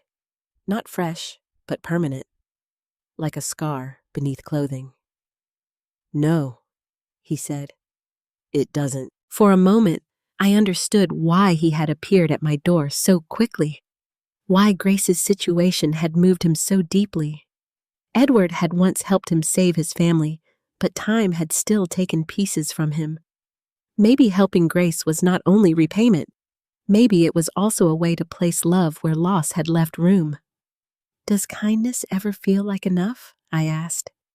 Charles thought about that. "No," he said, "but it gives grief somewhere useful to go." I held those words for a long time. The next morning, Grace opened her eyes. It happened quietly. Michael had finally dozed in the chair, his head tilted awkwardly against the wall. I was standing near the window watching early sunlight creep over the hospital roof when I heard a faint sound from the bed. Not a word. More like a small breath trying to become one. I turned. Grace's eyes were open. For 1 second, I could not move. Then I whispered, "Michael." He jolted awake so fast he nearly knocked over the cup beside him. What happened?" I pointed. He was at her side in an instant. "Grace." His voice broke. "Sweetheart?" Her eyes moved slowly toward him. She looked confused, uncomfortable, impossibly tired. Her lips parted. Michael leaned close. "What is it? Are you hurting? Do you need the nurse?" Grace swallowed with effort. Then, barely above a whisper, she said, "Applesauce!" Michael laughed and cried at the same time. I turned away and pressed both hands to my face. The nurse came in, then another. They checked her, asked simple questions, adjusted medication. Grace drifted in and out, but every time her eyes opened, Michael was there. And soon, so was I. Recovery was not easy. That is important to say. Stories sometimes rush from surgery to sunshine as if healing is a door you simply walk through. It is not. Healing is slow. It is messy. It comes with pain, setbacks, fear, and nights when every alarm makes your soul leap out of your body. Grace cried during physical therapy. Michael cried later in the hallway where she could not see him. I learned how to braid her hair around medical lines. I learned which nurses liked jokes and which ones preferred quiet focus. I learned that hospital coffee could taste both terrible and miraculous when it was the only thing keeping you standing. Charles became a familiar presence. Grace called him Mr. Watch at first, then Mr. Charles, eventually just Charles because she announced, "If you are family-adjacent titles are inefficient." He accepted this ruling with great seriousness. One afternoon, nearly 2 weeks after surgery, Grace was strong enough to sit up longer. Michael had gone to speak with a discharge planner. Charles had stepped out to take a call. I was alone with her, brushing her hair gently. "Grandma Russell?" she asked. "Yes. When I go to your house, can I see Grandpa Edward's watch?" "Of course. Can I hold it?" I hesitated only because it was delicate, not because I doubted her. "Yes," I said. "Carefully." She nodded. "Daddy said it came back because people told the truth." I stopped brushing. "In a way, yes. Then it's a truth watch." I looked toward the window where afternoon light touched the sill. "A truth watch," I repeated softly. "I like that." Grace leaned back against her pillow. "Maybe it tells people when it's time to stop hiding." The brush went still in my hand. Children have a way of saying simple things that pierce deeper than sermons. That evening, after we brought Grace home from the hospital to Michael's small rented duplex, I returned to my own house for the first time in days. The rooms felt different now. Not empty exactly. Waiting. I carried Edward's watch upstairs to place it back in the dresser drawer. The blue handkerchief was still there. I unfolded it carefully and laid the watch on top. As I did, my thumb brushed the back of the case. Something shifted beneath my fingers. A tiny click. I froze. I turned the watch over. I had held that watch hundreds of times. Edward had carried it for decades. I knew every scratch, every worn edge, but now, near the engraved back, a seam I had never noticed had opened slightly. My heart began to pound. I sat on the edge of the bed, brought the watch closer to the lamp, and pressed gently. The back casing moved. Not the regular cover. Something underneath. A hidden compartment. Inside was a folded piece of paper, yellowed with age, tucked so tightly it seemed impossible that it had waited there all these years. My hands trembled as I pulled it free. On the outside, in Edward's handwriting, were 3 words: for my family. For my family. Those 3 words, written in Edward's familiar hand, made the room tilt beneath me. I sat on the edge of our old bed, with the pocket watch open in my lap and the tiny folded paper resting on my palm. For several seconds, I could not bring myself to unfold it. It felt impossible. Edward had been gone for 3 years. I had packed away his sweaters, donated his work boots, sorted through toolboxes, tax papers, birthday cards, and grocery lists, with his handwriting still on them. I thought I had found every last message life had left me from him. But here was one more. Hidden inside the very watch I thought we had almost lost forever. My fingers trembled as I opened the paper. The writing was small, careful, slightly slanted the way Edward wrote when he wanted every word to fit. At the top was a date. March 3rd, 1998. I frowned through my tears. That was years before he got sick. Years before Grace was born. Years before Michael became a father. Years before any of us knew how badly we would need the words inside that watch. I began to read. Russell, Michael, and whoever comes after us. If you are reading this, then this old watch has probably outlived me, which means it has done its job better than most things men build. I let out a broken laugh. Even in a hidden letter, Edward sounded like Edward. I kept reading. My father told me this watch was valuable because it was old. His father told him it was valuable because it survived hard times. But I have carried it long enough to know neither of those things is the real reason. A watch does not measure wealth. It measures what we choose to do with the time we are given. The words blurred. I wiped my eyes and forced myself to continue. If this watch ever becomes more important to this family than mercy, sell it. If it ever sits safely in a drawer while someone you love is suffering, use it. If it ever becomes a reason to accuse instead of listen, open your hands. Because no object, no matter how old, no matter how beautiful, no matter who carried it before, is worth more than a living soul. I stopped reading. My breath caught so sharply it hurt. It was as if Edward had been standing in the room during every terrible moment. As if he had seen Michael in my bedroom crying over the blue handkerchief. As if he had seen me at the kitchen table calling my son a thief. As if he had seen Grace in her hospital bed, small and brave, waiting for adults to stop hiding from the truth. How could a letter written in 1998 know exactly where to touch a wound made decades later? I pressed the paper against my heart and cried. Not the quiet tears I had grown used to since becoming a widow. These were deeper, older. They a widow. These were deeper, older. They came from the place where love and regret lived together. That night, I called Michael. He answered on the second ring, his voice low and tired. Mom, is everything okay? Came from the place where love and regret lived together. That night, I called Michael. He answered on the second ring, his voice low and tired. Mom, is everything okay? Yes, I said, though I was crying. Grace, she's asleep. She ate 3 bites of mashed potatoes and insulted the gravy, so I think that is progress. I laughed through my tears. Can you come over tomorrow? Bring Grace if she feels strong enough. And Charles, too. Charles. Yes, there's something you all need to hear. The next afternoon, Michael brought Grace to my house for the first time. I had imagined that moment so many times after discovering her.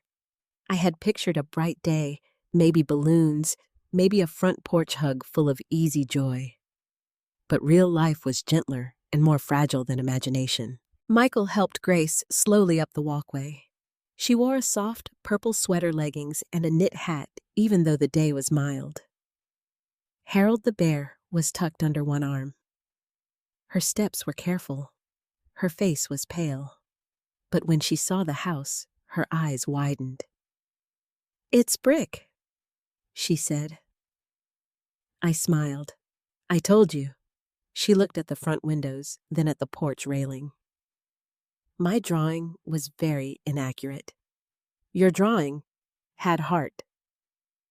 My actual heart or emotional heart, both. She nodded seriously. Acceptable. Charles arrived 5 minutes later with a small tin of cookies from a bakery and a look of quiet reverence, as if he understood he had been invited into something sacred. We gathered in the living room. Michael sat beside Grace on the sofa. Charles took the armchair across from them. I sat in Edward's chair for the first time without feeling swallowed by its emptiness. The watch rested on the coffee table. Grace leaned forward immediately. "The truth watch." "Yes," I said softly. And it had one more truth inside it.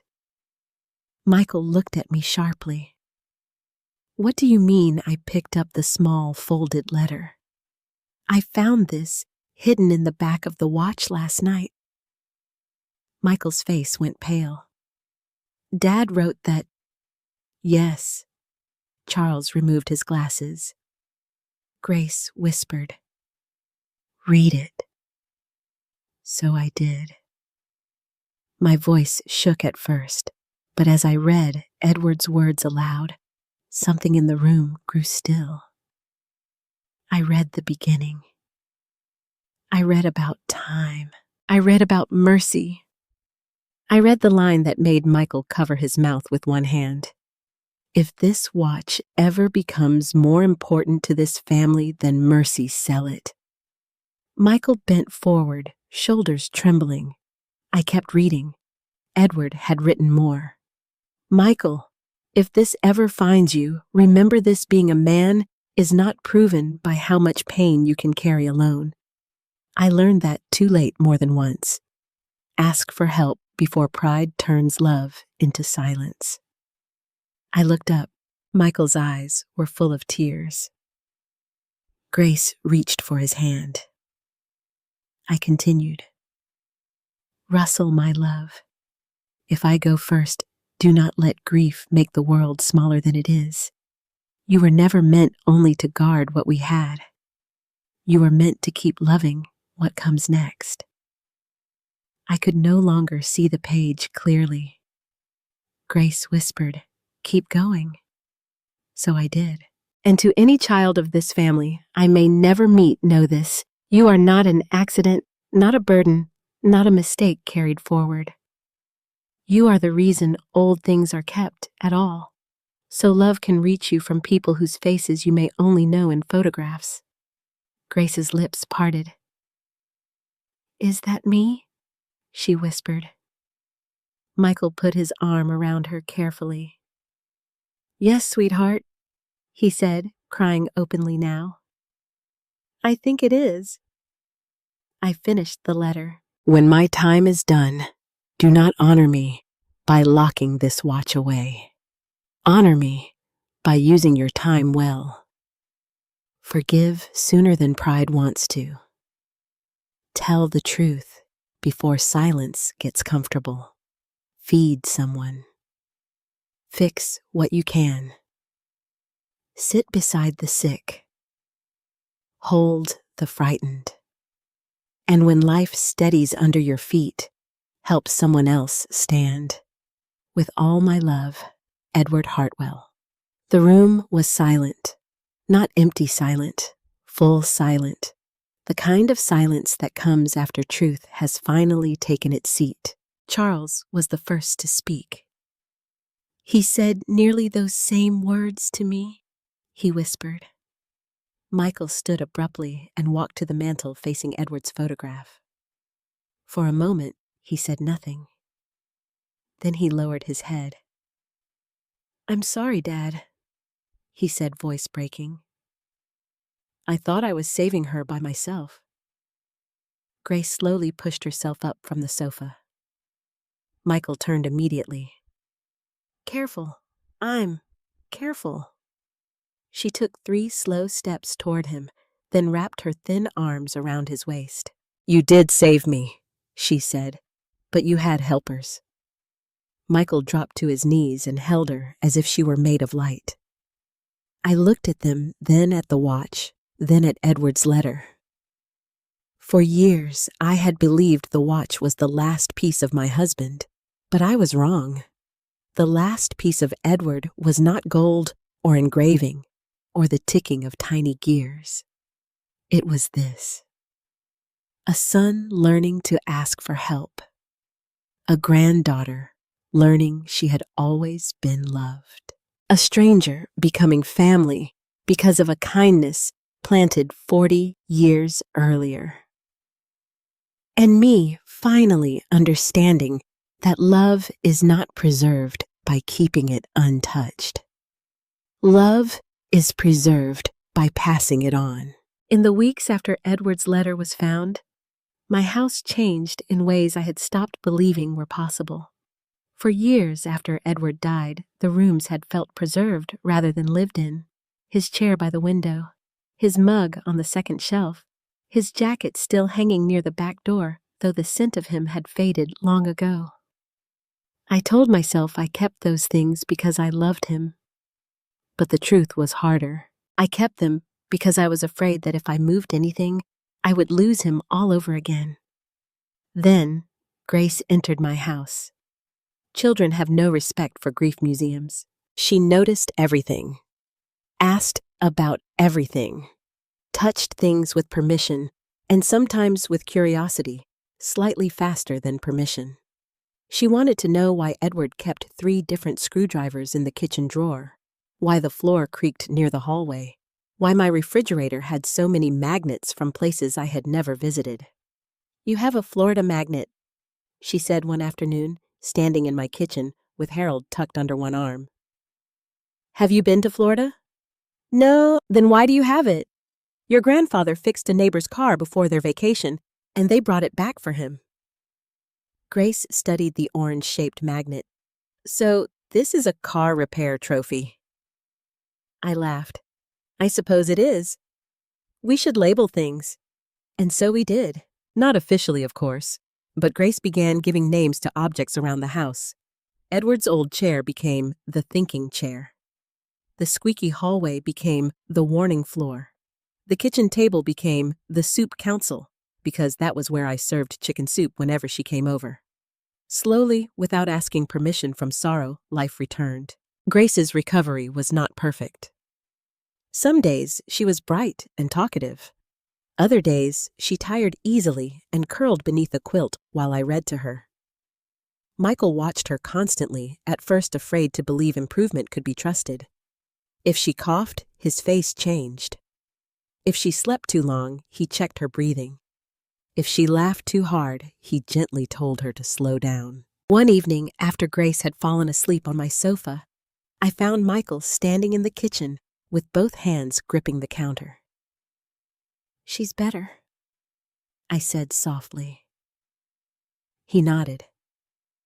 "But you're still waiting for the floor to disappear."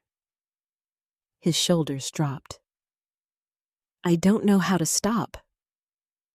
I stood beside him. "You don't stop all at once." He stared toward the living room where Grace slept with Harold pressed beneath her chin. For years, everything was a warning sign.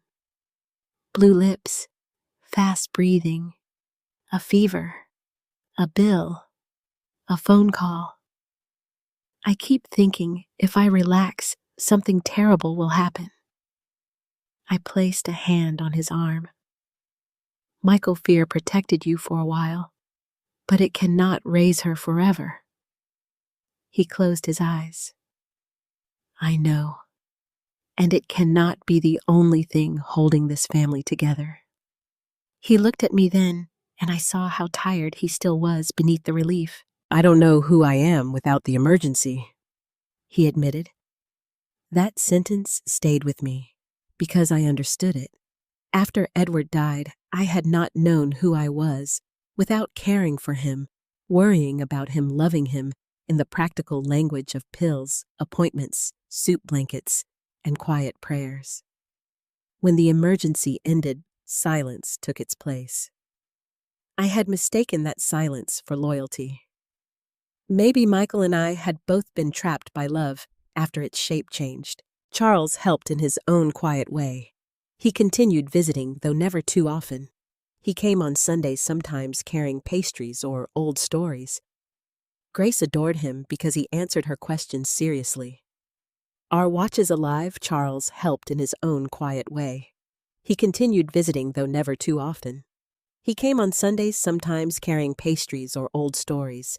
Grace adored him because he answered her questions seriously. Are watches alive?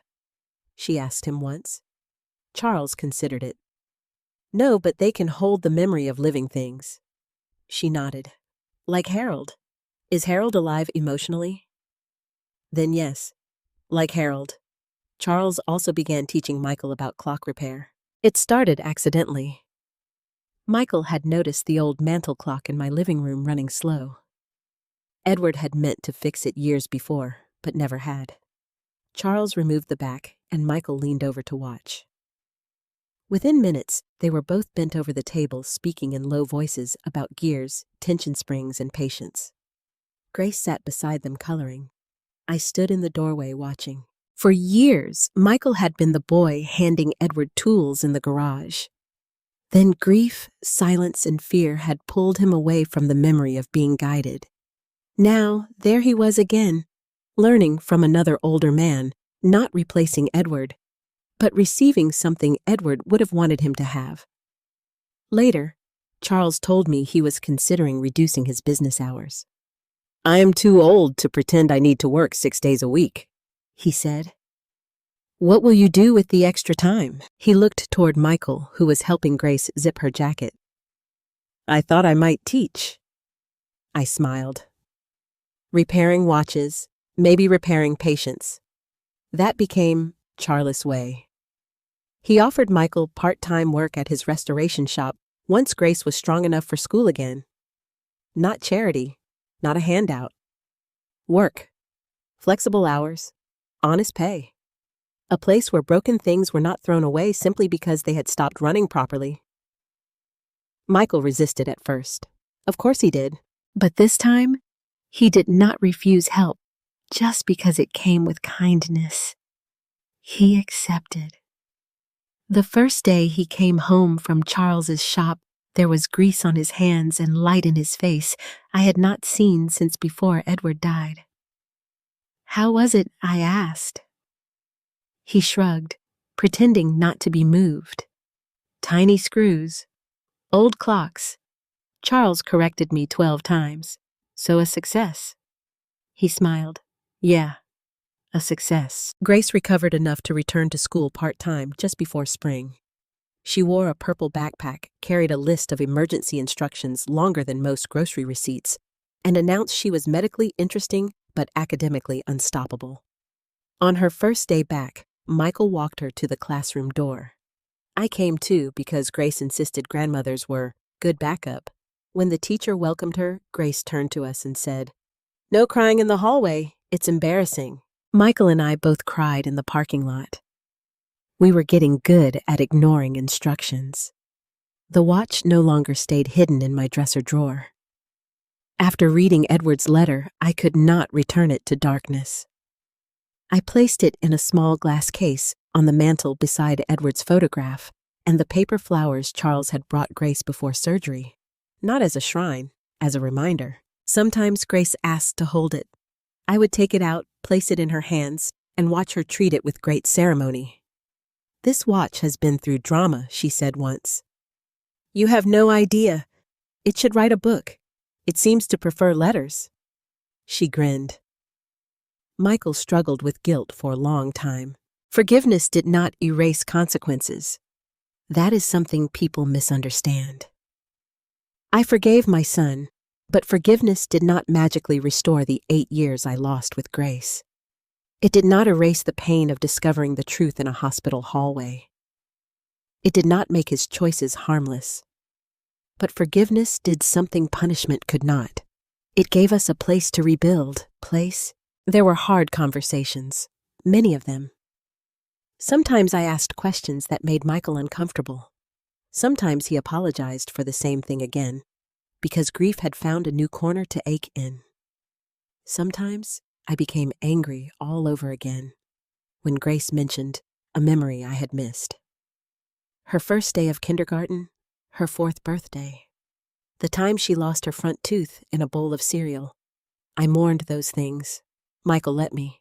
That was part of his apology too, not rushing my healing because his guilt wanted relief. One evening, months after the surgery, Grace fell asleep in Edward's thinking chair with a book open on her lap. Michael and I sat quietly at the kitchen table. "I used to think the watch was Dad's inheritance," he said. I looked toward the mantel. So did I. "But it wasn't, was it?" I said. "It was only the container." "For what?" I thought of Edward's letter, Charles's promise, Grace's small hand in mine. Michael finally learning not to carry fear alone. "For the real inheritance," I said. "Kindness, truth, mercy. The courage to ask for help before silence ruins what love is trying to protect." Michael looked down. I almost sold that inheritance without understanding it. "No," I said softly. "You used it before either of us understood what it was for." He looked at me, tears shining in his eyes. For the first time, I truly believed that. The watch had not been lost when Michael sold it. It had been sent out into the world carrying Edward's unfinished kindness with it. It had found Charles. It had found Grace's surgery. It had found its hidden letter. It had found the broken places in our family and forced them into the light. What I once thought was betrayal had become the doorway to truth. And what I once thought was only a watch had become proof that love, when given freely, keeps moving long after the person who began it is gone. 1 year later, Grace turned 9 in my backyard. It was the kind of spring afternoon Edward would have loved. The grass was bright. The air smelled faintly of lilacs, and the old maple tree cast soft shade over the picnic table. Michael had strung purple paper lanterns from the porch railing because Grace had declared purple the official color of survival. Charles arrived early with a carefully wrapped gift and a clock-shaped birthday card that made Grace laugh before she even opened it. By then, Grace was stronger. Not cured in the simple way people hope for. Life is rarely that neat. She still had appointments, still had medication, still had days when her energy ran out before her spirit did. But she was alive, growing, laughing, arguing, reading too fast, asking too many questions, and turning my quiet house into a place where the future no longer felt empty. Michael was different too. He worked part-time with Charles restoring clocks and watches.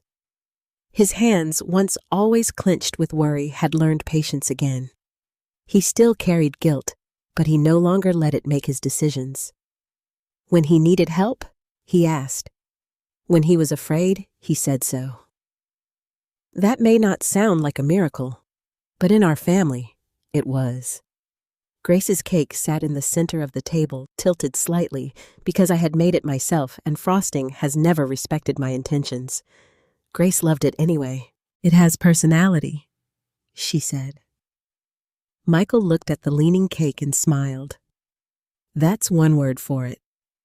After we sang, after Grace blew out her candles, after she opened books, puzzles, a purple sweater, and Charles's gift, a small beginner's clock repair kit with tools for supervised use only. I went inside and brought out the wooden box. The same box Charles had carried to my door. The same box that once held betrayal, then truth, then mercy. Everyone grew quiet when they saw it. Grace looked at me with wide eyes. "Is that the truth watch?" "Yes," I said. I sat beside Michael and placed the box in front of him. His face changed immediately. "Mom," he said softly. I opened the lid. Edward's pocket watch gleamed in the afternoon light. The gold was still worn at the edges. The chain still rested in a careful coil. Inside the hidden compartment, Edward's letter remained folded safely. For a moment, I saw it all again. The empty drawer, Michael's confession, Charles on my porch, Grace in the hospital bed, the surgeon walking toward us, Edward's words finding us after all those years. I lifted the watch and placed it in Michael's hands. He stared at it as if it might break him. "I can't take this," he whispered. "Yes," I said. "You can." "Mom, after everything, I finally understand what it is." Grace leaned forward. Charles sat very still across from us. I continued. "For a long time, I thought this watch was something I had to protect from the world. I thought keeping it safe meant keeping your father close. But Edward never meant for it to become a locked door. He meant for it to become a reminder." Michael's eyes filled. "A reminder of what?" Grace asked. I smiled at her. "That time is not meant to be hoarded. Love is not meant to be hidden, and family heirlooms mean nothing if they teach us to value objects more than people." Michael closed his fingers around the watch. "I sold it," he said, voice breaking. "You used it," I corrected gently. "You used it to fight for your daughter." "You made mistakes, Michael, serious ones. But loving Grace was not one of them." He bowed his head. I touched his hand. "Your father wanted this family to choose mercy, so I'm giving this watch to you, not to lock away, not to worship, not to fear losing. I'm giving it to you so you can remember what it truly measures." Michael looked at me through tears. "What does it measure?" I glanced at Grace, sitting beside her purple birthday balloons with frosting on her chin and life shining in her eyes. "It measures what we do with the time we are given." Charles wiped his eyes with a napkin and pretended he had allergies. Grace politely did not believe him.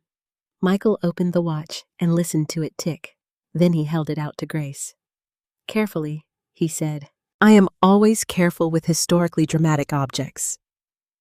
He laughed through his tears and placed it in her small hands. Grace held it close to her ear. "It's still ticking," she whispered. I felt Edward so near in that moment that the ache of missing him softened into something almost peaceful. "Yes," I said, "it is." Michael put his arm around Grace. "One day," he told her, "this will be yours, but not because it's gold. Not because it's old. Because it carries a promise." "What promise?" He looked at me then, at Charles, then back at his daughter.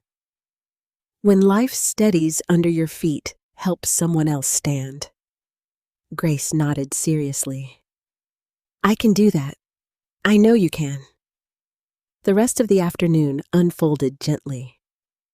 Grace chased Bubbles across the yard until Michael made her rest. Charles taught her how to hold a tiny screwdriver properly. I packed leftover cake into containers and watched my family move around me like a song I thought I would never hear again. That evening, after everyone left, I stood alone on the porch. The sun was setting behind the houses. Michael was buckling Grace into his truck. Charles waved from his car. Grace rolled down her window and shouted, "Grandma Russell, next time make the cake more structurally stable." "I'll consult an engineer," I called back. She giggled. Then they drove away. I did not feel empty when the driveway cleared. For the first time in years, the quiet house behind me did not feel like a place of loss. It felt like a place waiting for the next visit, the next laugh, the next pot of soup, the next ordinary miracle. I once believed my son had sold the last piece of my husband, but the truth was that watch had to leave my drawer to bring my family back to me. It found Charles. It saved Grace. It gave Michael the courage to stop carrying fear alone. And it taught me that forgiveness does not return the past. It gives the future somewhere to begin. Sometimes we hold on so tightly to the things we have lost that we forget to hold the people who are still standing in front of us. Russell thought Edward's watch was the last piece of her husband. Michael thought selling it was the only way to save his daughter. Charles thought he was simply repaying an old debt. But in the end, that watch became something much greater than an heirloom. It became proof that kindness does not disappear. It waits. It travels. It returns when a family needs it most. The lesson is not that possessions do not matter. They do. Family objects can carry memory, love, sacrifice, and history. But no object should ever become more important than mercy. No keepsake should matter more than a living heart. And no family should let pride, shame, or silence steal years that love could have healed. Forgiveness does not mean pretending the hurt never happened. It means choosing to rebuild anyway. It means listening to the whole truth before closing your heart. It means understanding that sometimes people make terrible choices while trying desperately to protect someone they love. So let me ask you, if you were Russell, would you have forgiven Michael? Would you have been able to understand why he sold the watch? Share your thoughts in the comments. And if this story touched your heart, tell me where you're watching from and what time it is in your part of the world. If you enjoy emotional family stories about forgiveness, truth, and second chances, please like this video and subscribe for more. Your time here means more than you know.